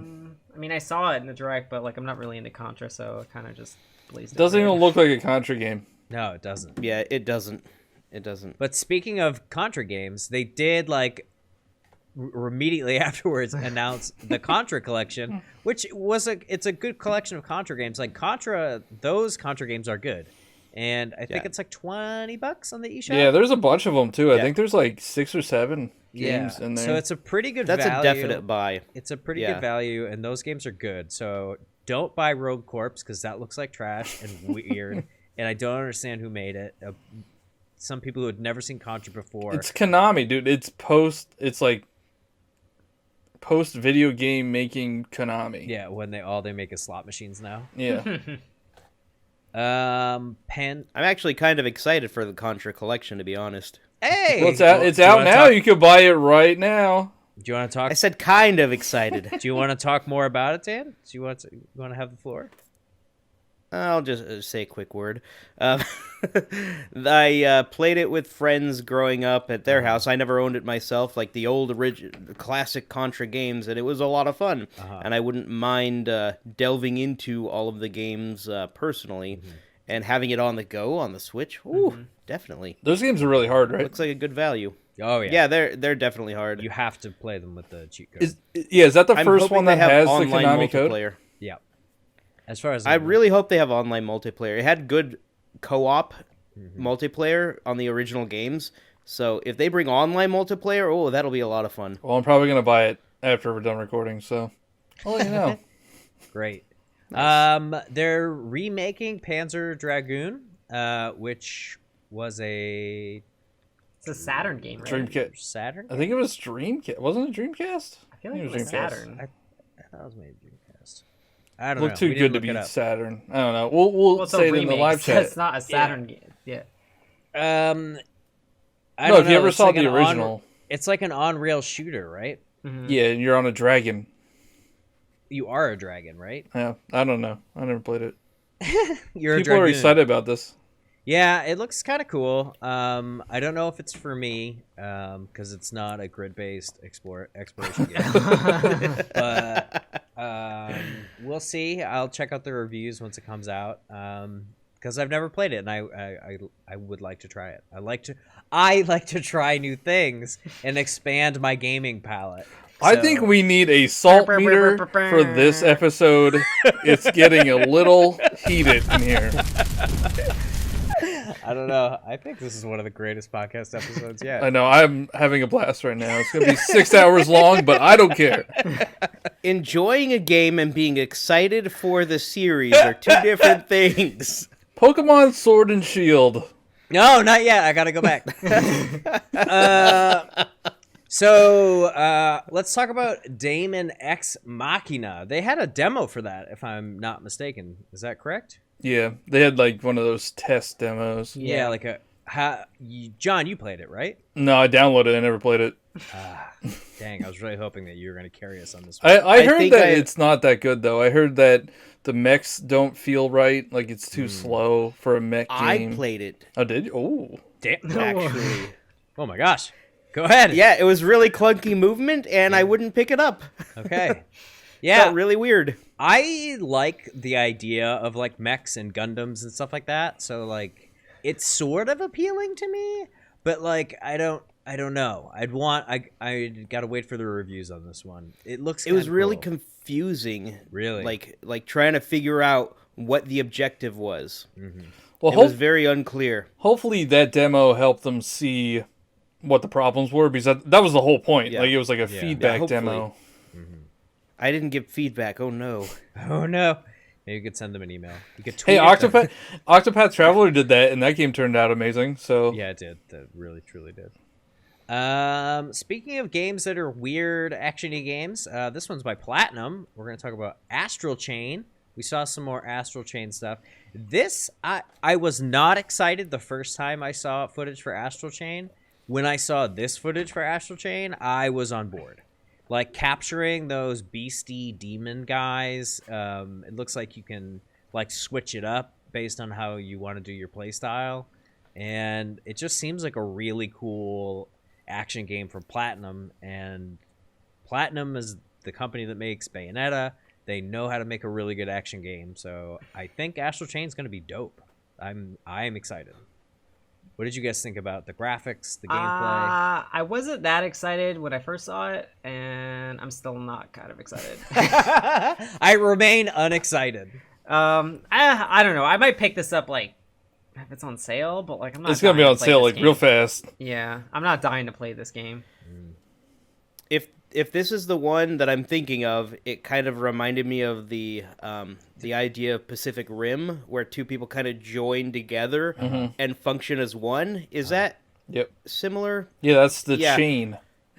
Yeah, I'm not entirely sure how that's going to function. I'm kind of interested in seeing more, but I don't know. I'm torn. I'm really torn. I'd like to get my hands on it and see what it's like.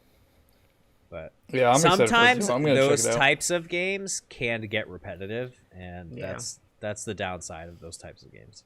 Hopefully they don't just rely on one little piece of the gimmick to carry everything. I'm not a huge fan of Bayonetta, but that's just because of the writing I think is really bad.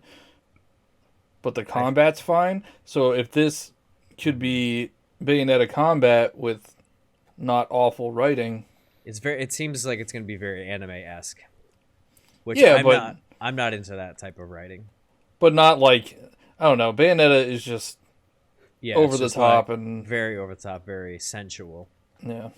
And I'm a innocent little boy. Yeah, I'm an innocent little boy from small town USA.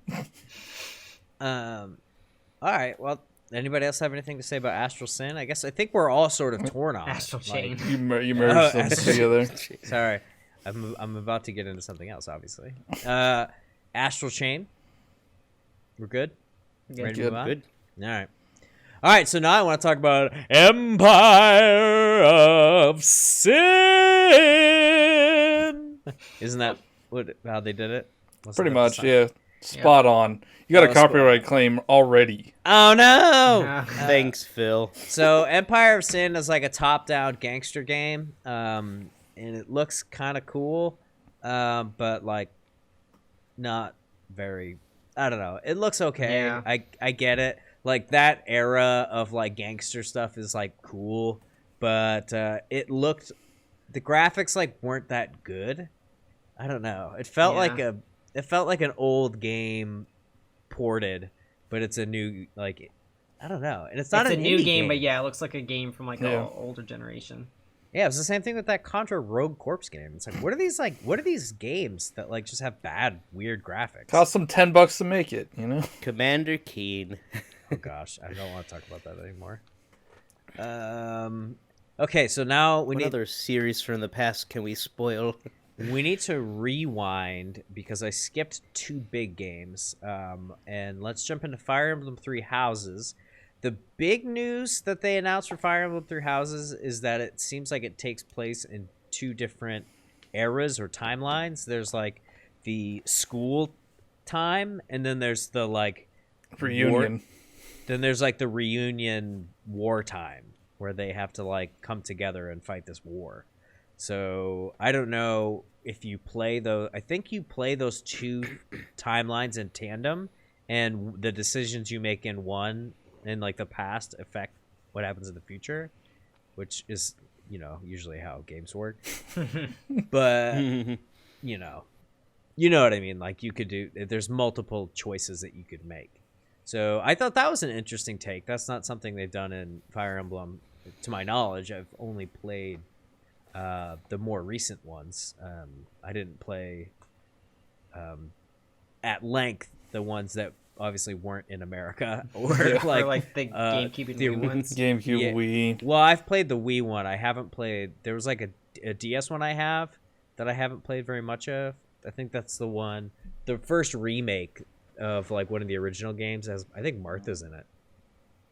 Martha's in like every single one of them. No, he's not. No, he's not. He's in a lot of them. No, he's in most of them. Ones, right? Yeah, he is. He's in Awakening. No, he's not. Yes, he is. How far have you gotten in that game? Well, all right. They talk about Marth, at least, because Lucina poses as Marth. He's referenced. I'm pretty sure you could get him in that game, too. You definitely cannot. Have you played the DLC? I'm talking about main game, bro. I'm talking about main story. Roy is definitely in that game, too. When you buy the cartridge and you put it in your game, boy. He's not in there. I'm pretty sure he's... Anyways, Fire Emblem Three Houses, guys. We are making a long podcast today. We can't argue about Marth and Roy. Guys, what do you think about Three Houses? I'm still buying it day one. I actually have it pre-ordered at GameStop. So I'm going to pick it up. Not really into Fire Emblem, so I'm probably not going to get it, but looks cool. Oh, this is another tactics game. I meant to mention Fire Emblem. Strategy RPG. It's a tactics game. Yeah, I'm not really into I'm not really into like games where it's like maps and you have to like move pieces around and stuff. I don't like games like chess like that. I'm with you. I just hate just grid-based games, dude. Yeah, grid-based games are like the worst. Yep. I love glad you guys are seeing. If the title of this video is not grid-based games, I don't know. Do grid-based games suck? There we go. There we go. I love Fire Emblem. Fire Emblem's one of my favorite series. It's great. I love that in the newer games you can make characters fall in love and have babies. And make babies, yeah. That's great. We better be able to make babies in this game. Dude, if we can, definitely will be able to. Hopefully not in the high school part. Ooh, you could maybe start. You could start a romance in high school. That's innocent enough. Do you have to choose a house? Is that like? Do you have to choose one? You do not. I'm pretty sure they announced that. No, I don't know. All right. So that's Fire Emblem. Yes. Yep. That's Fire Emblem. We're moving on. There wasn't a ton of new news. I'm excited about it. Gonna get it. Let's move on to Animal Crossing New Horizons. It got pushed to 2020, March 20, 2020. It was supposed to come out this year. John's really upset about it for some reason, even though he owns every other game, and he's not going to beat them all before March 20th, 2020. Yeah. March 20th, 2020 is in the dead middle of busy season. So that's right. I will not be able to play that until mid-March. And I'm pretty sure that's probably going to get pushed too. Like, we're 9 months out. It's not getting pushed. Yeah, I don't trust Nintendo with dates. Do you want to make another wager with me? I can't do 2 in the same month. It's a lot of money. Is that the same month? It's the same March, month. March 3rd, then March 20th. Oh, March. Yeah. Oh, it's the end of March and the beginning of March. That's basically 2 months. When did 2 weeks become 2 months? It's 2 months. It's when I wanted to gamble with John. That's when it became 2 months. Okay, so Animal Crossing New Horizons. A lot of things that I thought were going to be in this game are in it. Basically, building the town from scratch. You're put on a deserted island in a tent. You chop down trees and rocks for materials, and you can do crafting. And I think as you build up your town, that's when the new townsfolk start to move in, and looks like you do some gardening of some kind. I know you could always put stuff outside. It's so mind-blowing. Yes, there you go. Putting stuff outside. It looks like you can make paths a lot easier. Yeah, you don't have to run the grass down instead. Yeah, or like what was it? You could put like patterns on the ground in New Leaf. But yeah, making an actual path with like a tool is a lot cooler. I'm excited for it. I'm actually fine with the fact that it's delayed. Super Mario or Mario Maker is coming out soon. Fire Emblem's coming out next week. Yeah. We have Link's Awakening, we have Luigi's Mansion, we have Sword and Shield. There's so many games to play. It's way too many. So yeah, but like Animal Crossing isn't like you sit down and play for hours. You play for like an hour, do your chores. Not at the beginning. When that game comes out, I'm gonna play that for hours, and I'm not gonna like have a life outside Animal Crossing. Also, I'm pretty sure that what was I gonna say? That with the crafting system, like I think that there's gonna be more to do per day. I think that like it's not gonna be a game where you just check in for 30 minutes. Like, if you really want to build stuff or craft, like, you can go and you can... I think you'll be able to sync... Your play sessions will be longer if you want them to be. Here's my thought on the crafting aspect. I think it's going to be baby's first crafting. Like, it's going to be super easy to make all these items. It's going to be like 2 pieces of wood to make a bench. No, but it'll probably be like for the really good stuff, you need something that's, like, really rare. It's going to be harder to find it. I think... It won't be baby's first crafting. It's probably going to be because they said, like, the items, it's like flimsy axe. It's probably going to break really easy, too. So you have to, like, keep making stuff. Minecraft was baby's first crafting. And I think it'll be... Like, you'll be able to make... I think... My hope is that you'll be able to make, like, furniture sets. Yeah, that'd be cool. Like, maybe you can't make, like, 1 million different furniture sets, but maybe there's, like, 5 different ones that you could make over, like oh, cool, I want to make, like, the jungle-themed one. And, like, you have to cut down jungle wood somehow. Or, like, you have to visit friends to get, like, a certain kind of wood. Like, that would be dope. I don't know. Like, they could, like, because, like, your friends usually have, like, each town has, like, its own fruit. Like, maybe each town could have its own type of wood or something. Yeah. See? Huh? That'd be cool. Or it won't do that at all. I don't know. I'm just speculating. Also, do you see how many like how many players you could play with? There are like tons of people on the island. 8. Oh, yeah. You can play with 8. That's cool. I hope it makes it easier to like boot people because it was like a pain on the 3DS. Especially when I was like streaming it and playing with online and I'm like, okay, your turn's up, and then the person doesn't leave. I have to boot everybody out. I mean, Nintendo's amazing with online features and yeah, of course, always make your life easier, so you're clearly going to get that. I'm kind of torn on this one, to be honest. Because, is it because it's top-down? It's kind of grid-based, too. There's a little bit of a grid aspect to it. I feel like the camera's a little shifted in this one, right?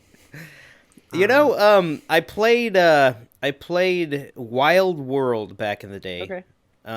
And I had a decent amount of fun with it, but then Mr. Rossetti was horrible. Well, I stopped playing it. Did you hear the news? There's autosave. Mr. Rossetti lost his job. Yeah, he got fired. There's an announcement. He got laid off. Excellent. So if he's not in there, then I might actually be interested. However, one other thing, I think I remember specific things that you have to like go and do only at certain times and dates. Like you have to be in a real time and a real date. Go and do this thing. I'm really not a fan of that type of thing. But that's not going away. Yeah, like fishing tourneys would be like on a Saturday at this time. It's like that's a staple. That's not going anywhere.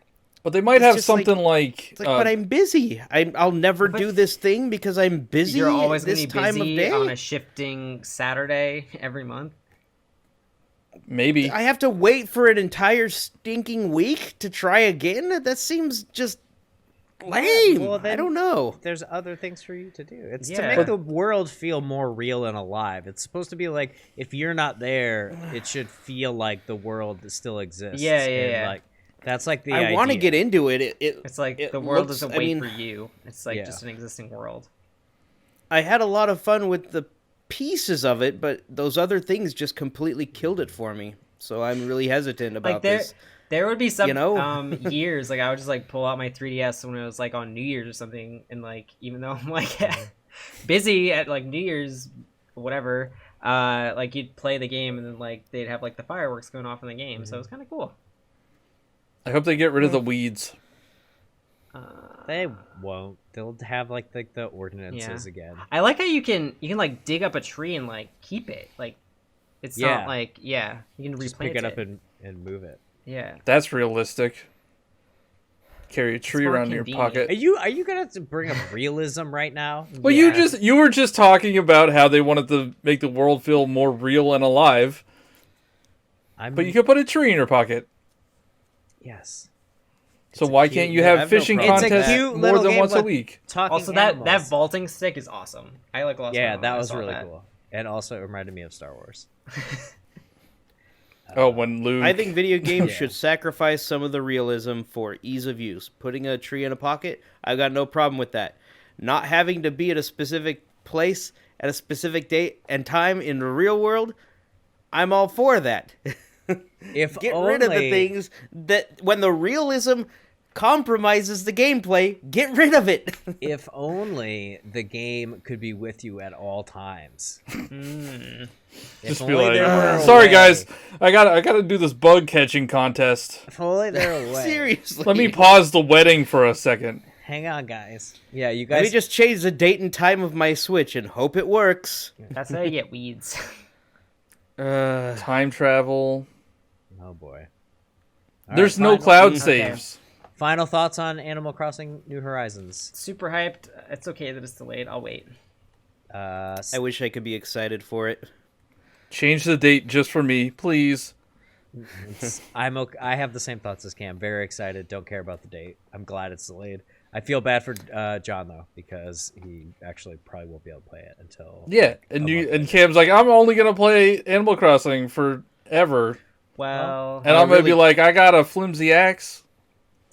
Not mine. On a really quick note, I will say that I really appreciate Nintendo taking their time to do things right and being willing to delay things until they are correct. And being transparent about delaying things and dates. So they, what if it's all a ploy, like a PR stunt? Say, we'll get this out in 2019, knowing that there's no possible way they're going to get it out in 2019. And then they're going to get good PR by saying they're delaying it to have good work-life balance. I feel like that's like not... That doesn't make any sense. No, that's like... Do you trust the company or do you think they're smarmy? I mean, I don't think they're smarmy. Well, they are getting good PR for this. It boils down to your cynicism of the company itself. Yeah. If you're cynical, you might think they're doing that, and maybe they are. If you're not cynical, then you're going to trust what they say because they're probably not lying.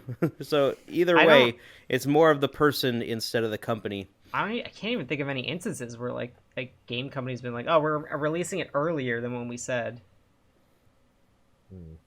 Companies definitely release stuff like in a state where it shouldn't be released, and then they're like, oh yeah, we're patching it, so they're getting all this good PR for. Mm-hmm. I'd rather them wait until I don't it's think done that's a thing. instead of... I think that you're salty, and I think it's a thing. I think you're salty. Moving on to Pokemon Sword and Shield. We kind of Let's get Cam salty now. Let's go. So there were some Pokemon quietly revealed on the website or in the treehouse? In the E3 demo. Oh, on the floor. On the show floor. You're right, yeah. So on the show floor, when you were playing, you could find Impidimp, who is a dark fairy Pokemon, and he is on the screen right now. And Yamper, which was an electric corgi, and he's also on the screen right now, or has replaced Impidimp. I'm not sure. I'm not editing this video. But I think they look cool. Yamper, to me, looks more like a Pokemon than Impidimp. I feel like Impidimp looks like something out of Dragon Quest. It doesn't look like the typical. I feel like it kind of looks like since Gen 3, I feel like Sableye or yeah, maybe. I don't know. I just think since Gen 3 through Gen what's Sun and Moon? Sun and Moon 7. 3 and 7 have had like a pretty similar art style, and I think that this new 3 one and 7 or 3 through 7 through oh, okay, have had like pretty similar art styles when it comes to the Pokemon. Like, I think 1 and 2 are kind of standalone and they're more monster-y, and these are a little bit more like, since then they've moved into the more simply cutie era. What were you gonna say? I like the simple and cute ones though. Yeah, I'm not saying that I don't like it. I'm just saying that I feel like Impidimp looks a little bit, to me personally, Impidimp looks a little bit out of place. Is it like the eyes? Is it like the dot eyes? Maybe. I think it does look more like anime-ish. Yeah, he just looks like he looks like he's from Yokai Watch. Possibly. You know what I mean? Like, Maybe I don't know. it's a crossover. I don't know how to explain it. But like, just for something about him, like, he just doesn't feel like he fits. Maybe it's because he's a little imp. And he's supposed to look a little. I do like the typing though, Dark Berry. We haven't had that yet. Yeah, that'll be cool. They mentioned that the Pokeball Plus will work with Sword and Shield. I'm excited for that because I like. I still use the Pokeball Plus a lot, so it's cool that we're gonna be able to put our Gen 8 Pokemon and any other Pokemon that's not Gen 1 in our Pokeball Plus. And then they showed off like the water gym, Nessa, the gym leader. Mm-hmm. And there was like, I think it was in the demo, but like we heard like what the gym battle music is, and people are thinking each gym might get its own like theme, which would be really cool because like the theme from that gym seemed kind of like it fit the water theme or something. Okay. So yeah, so I'd be I actually kind of like that if each gym had its own like music to it, which would be cool. Nice. Yeah, that would be cool. Yeah. Oh, what were you saying?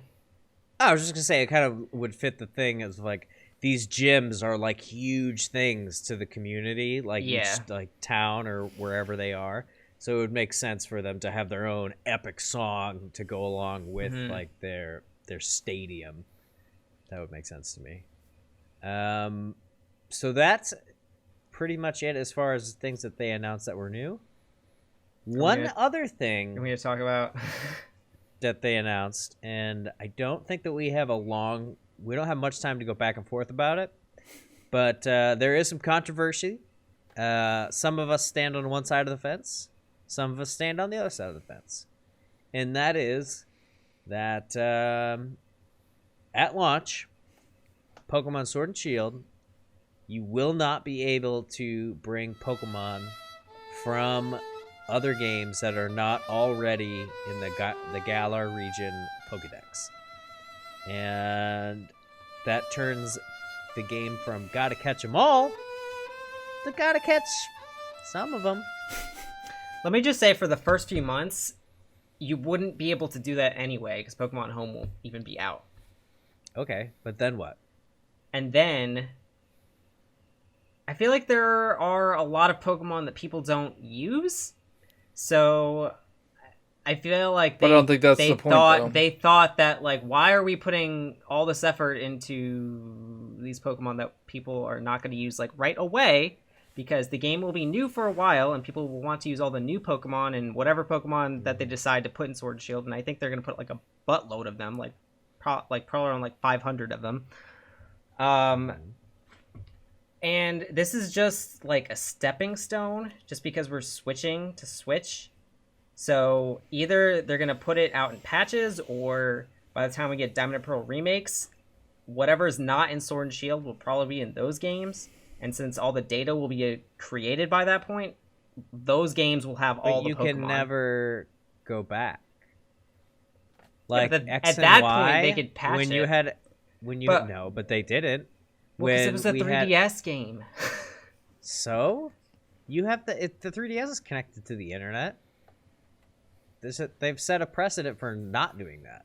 Have they even said that they're going to put it in? Even if they do, there are Mega Evolutions. There are forms of Pokemon that cannot go backwards. So, like, Mega Ruby Alpha Sapphire, there were new Mega Evolutions. You could not use those Mega Evolutions to battle X and Y games. Well, now there's no Mega Evolutions at all. So, there you go. They didn't say that.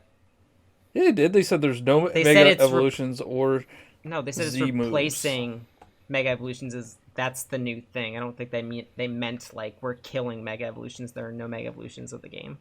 I'm pretty sure I saw that there won't be any Mega Evolutions. I read that somewhere too. That they're replacing Z moves and Mega Evolutions like entirely. They're gone.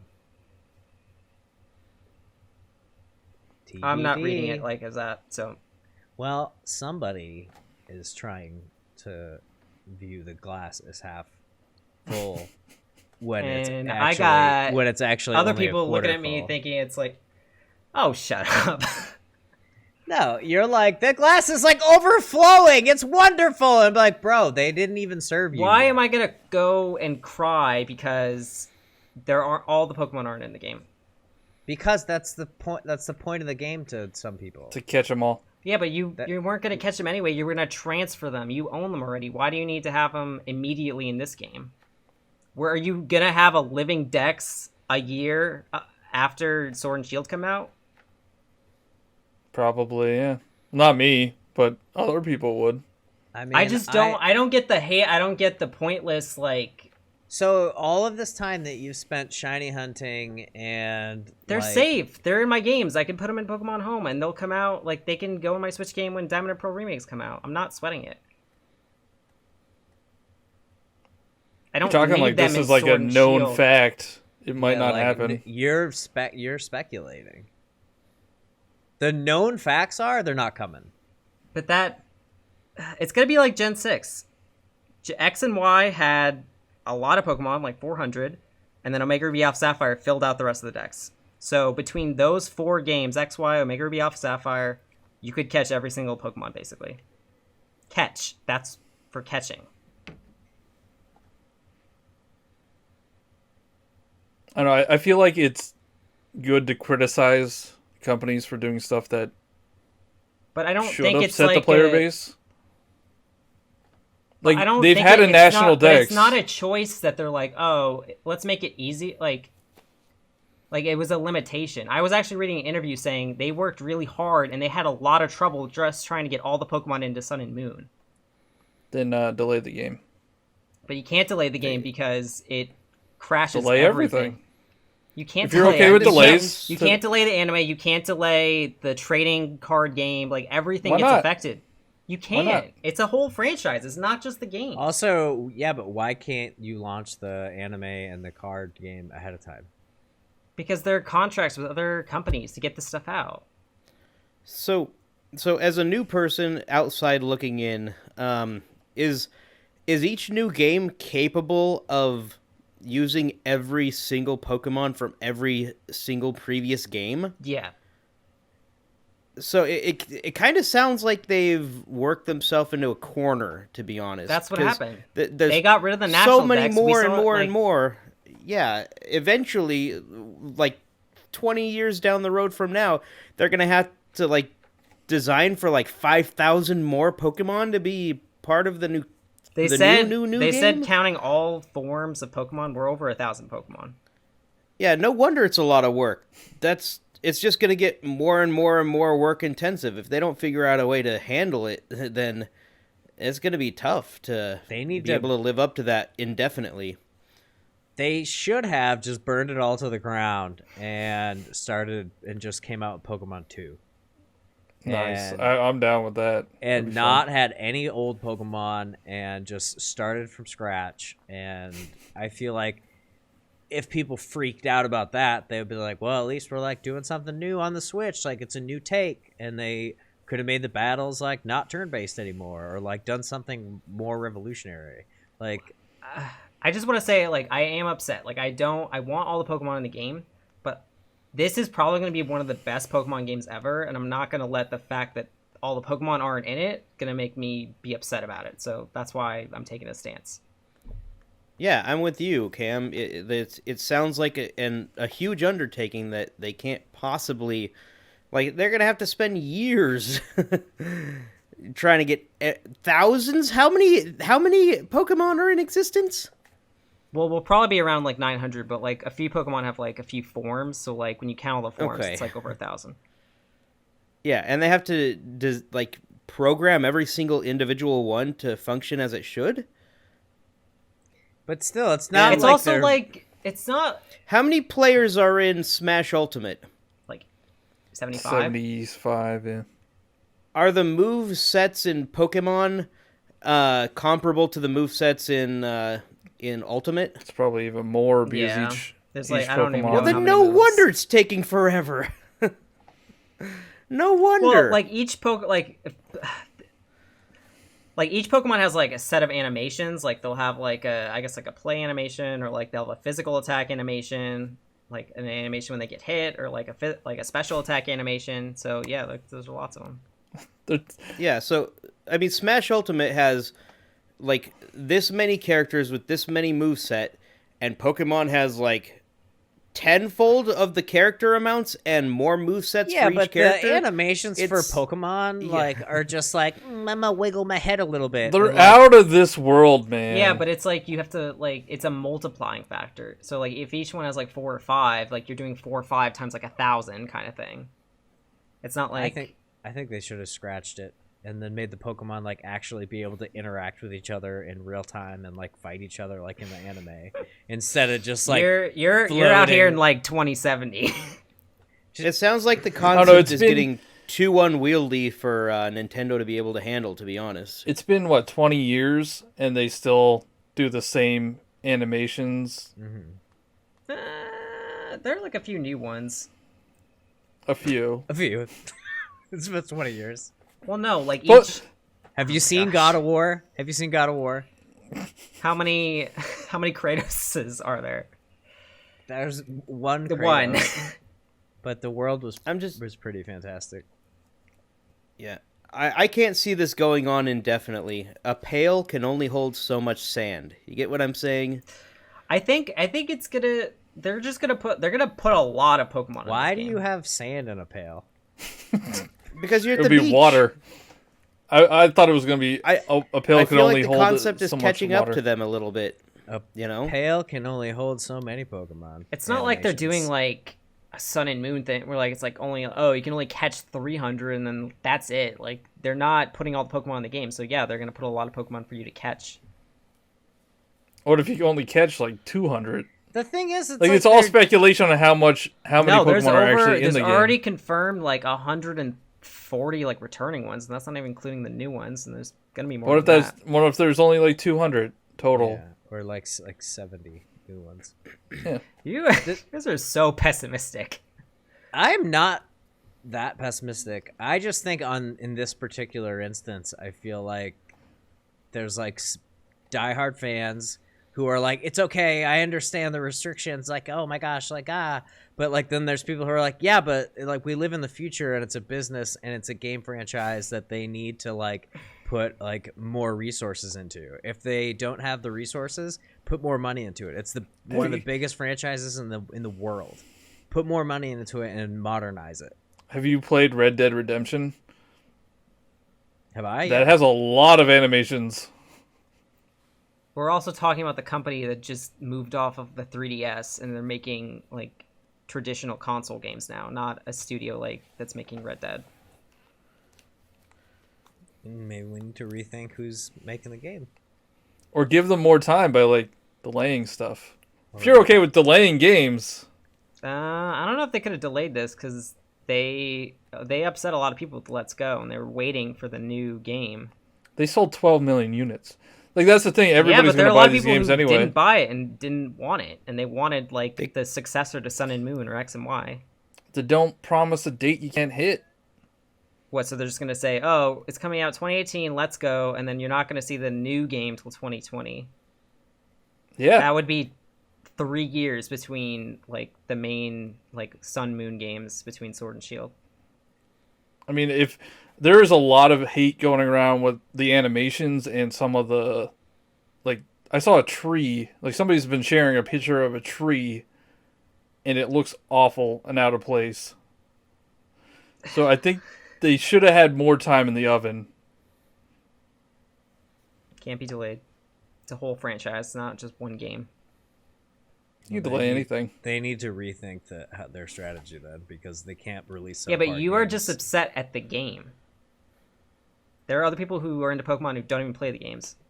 Then they could release the stuff that's not the game. Yeah, that's what I'm saying. Like, why do you need the game and the... But you can't release the trading card and the anime before the games even come out. Why? That makes zero sense.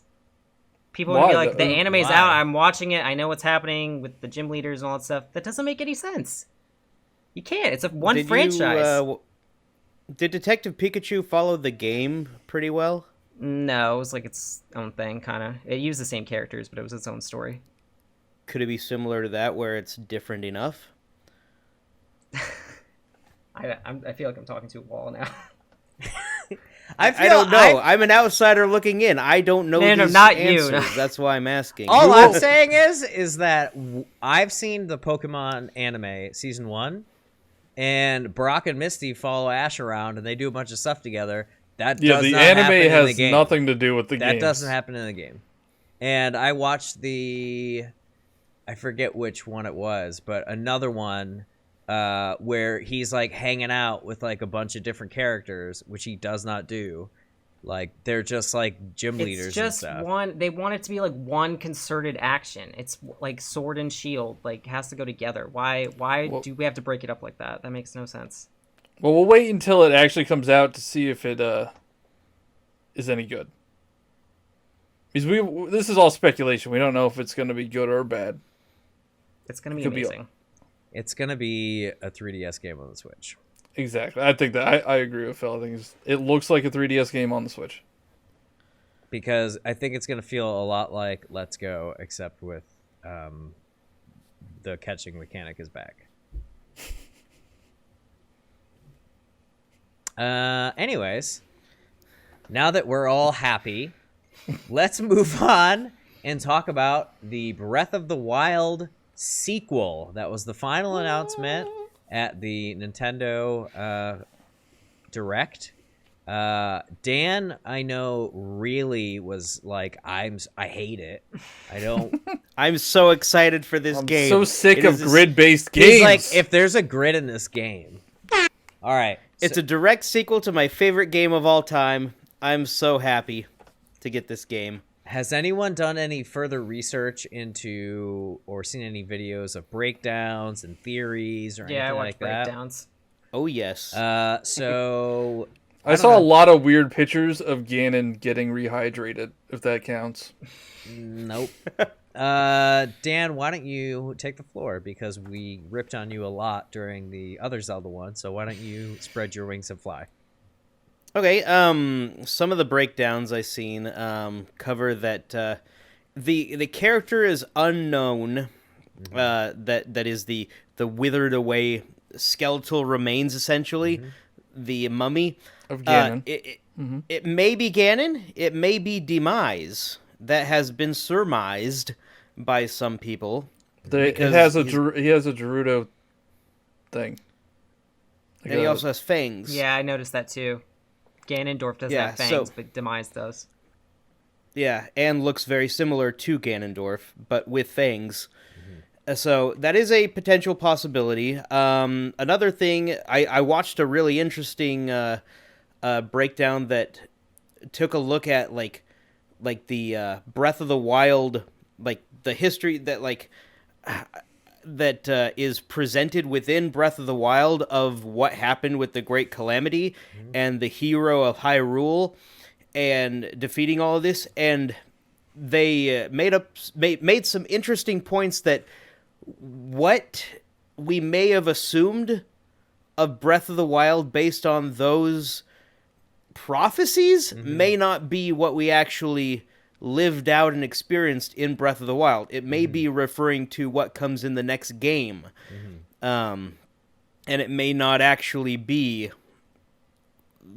I can't really explain it too well without going... Yeah, I know what you're saying.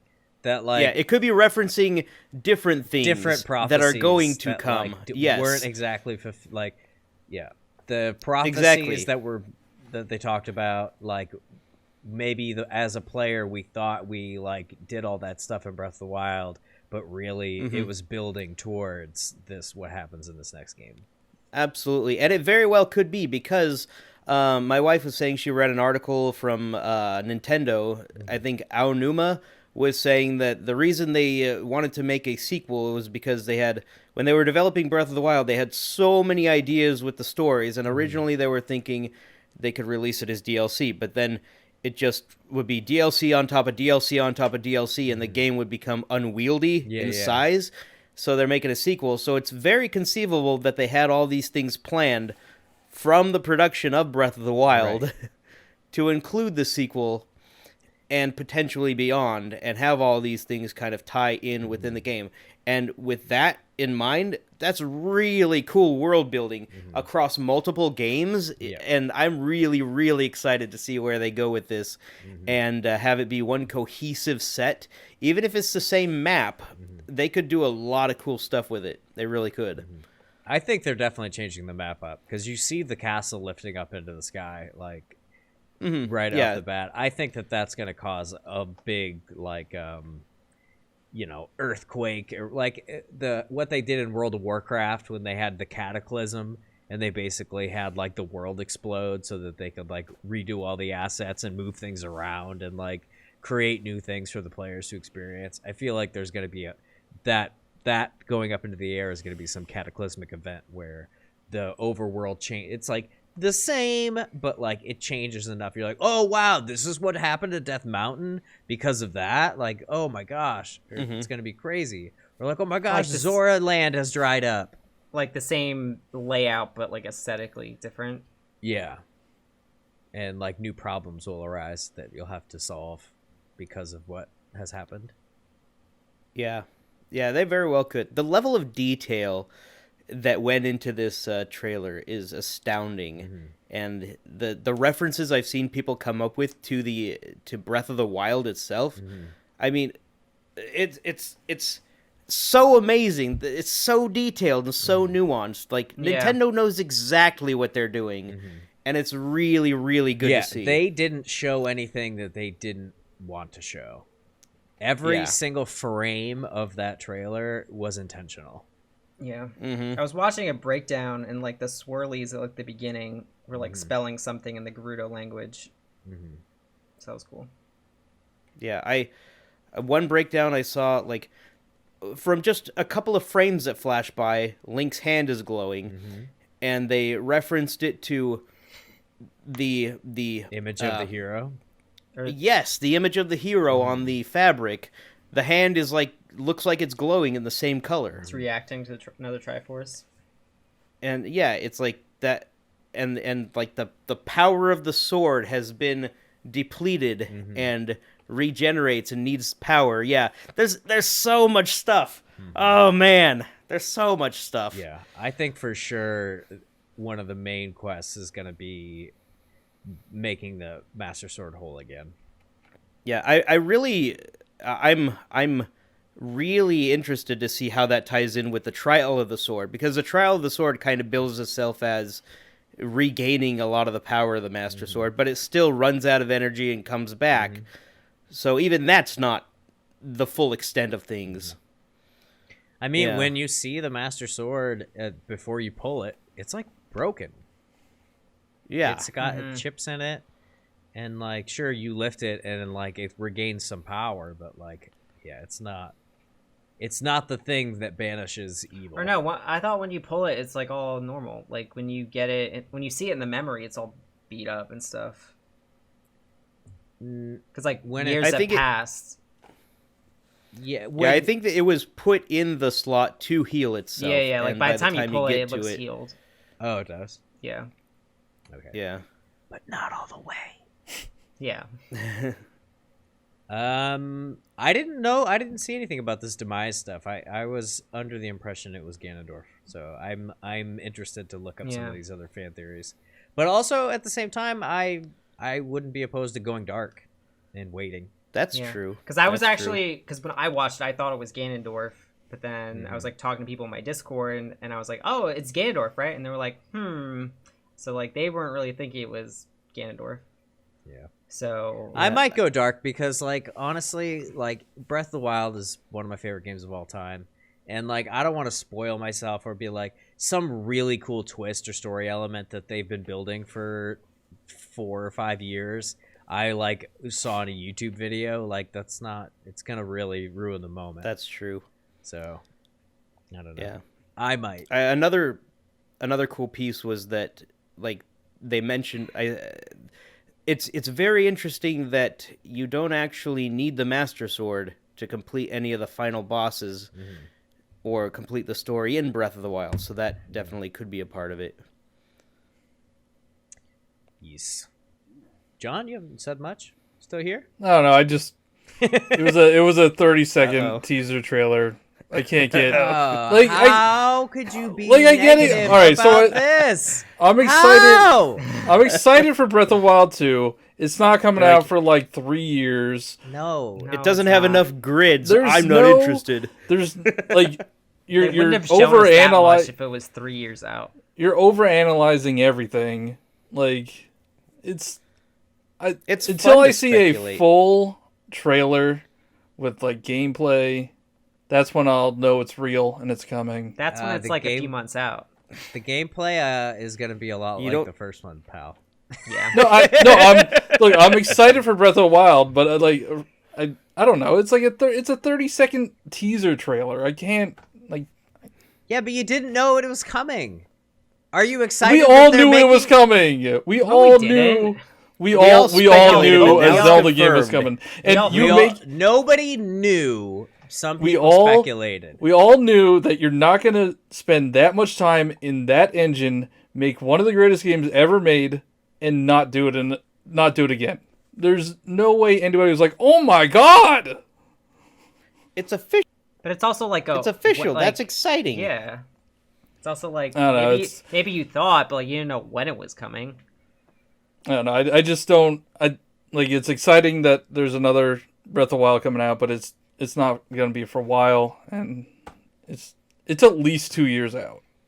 At least 2 years out. I don't know. Maybe not.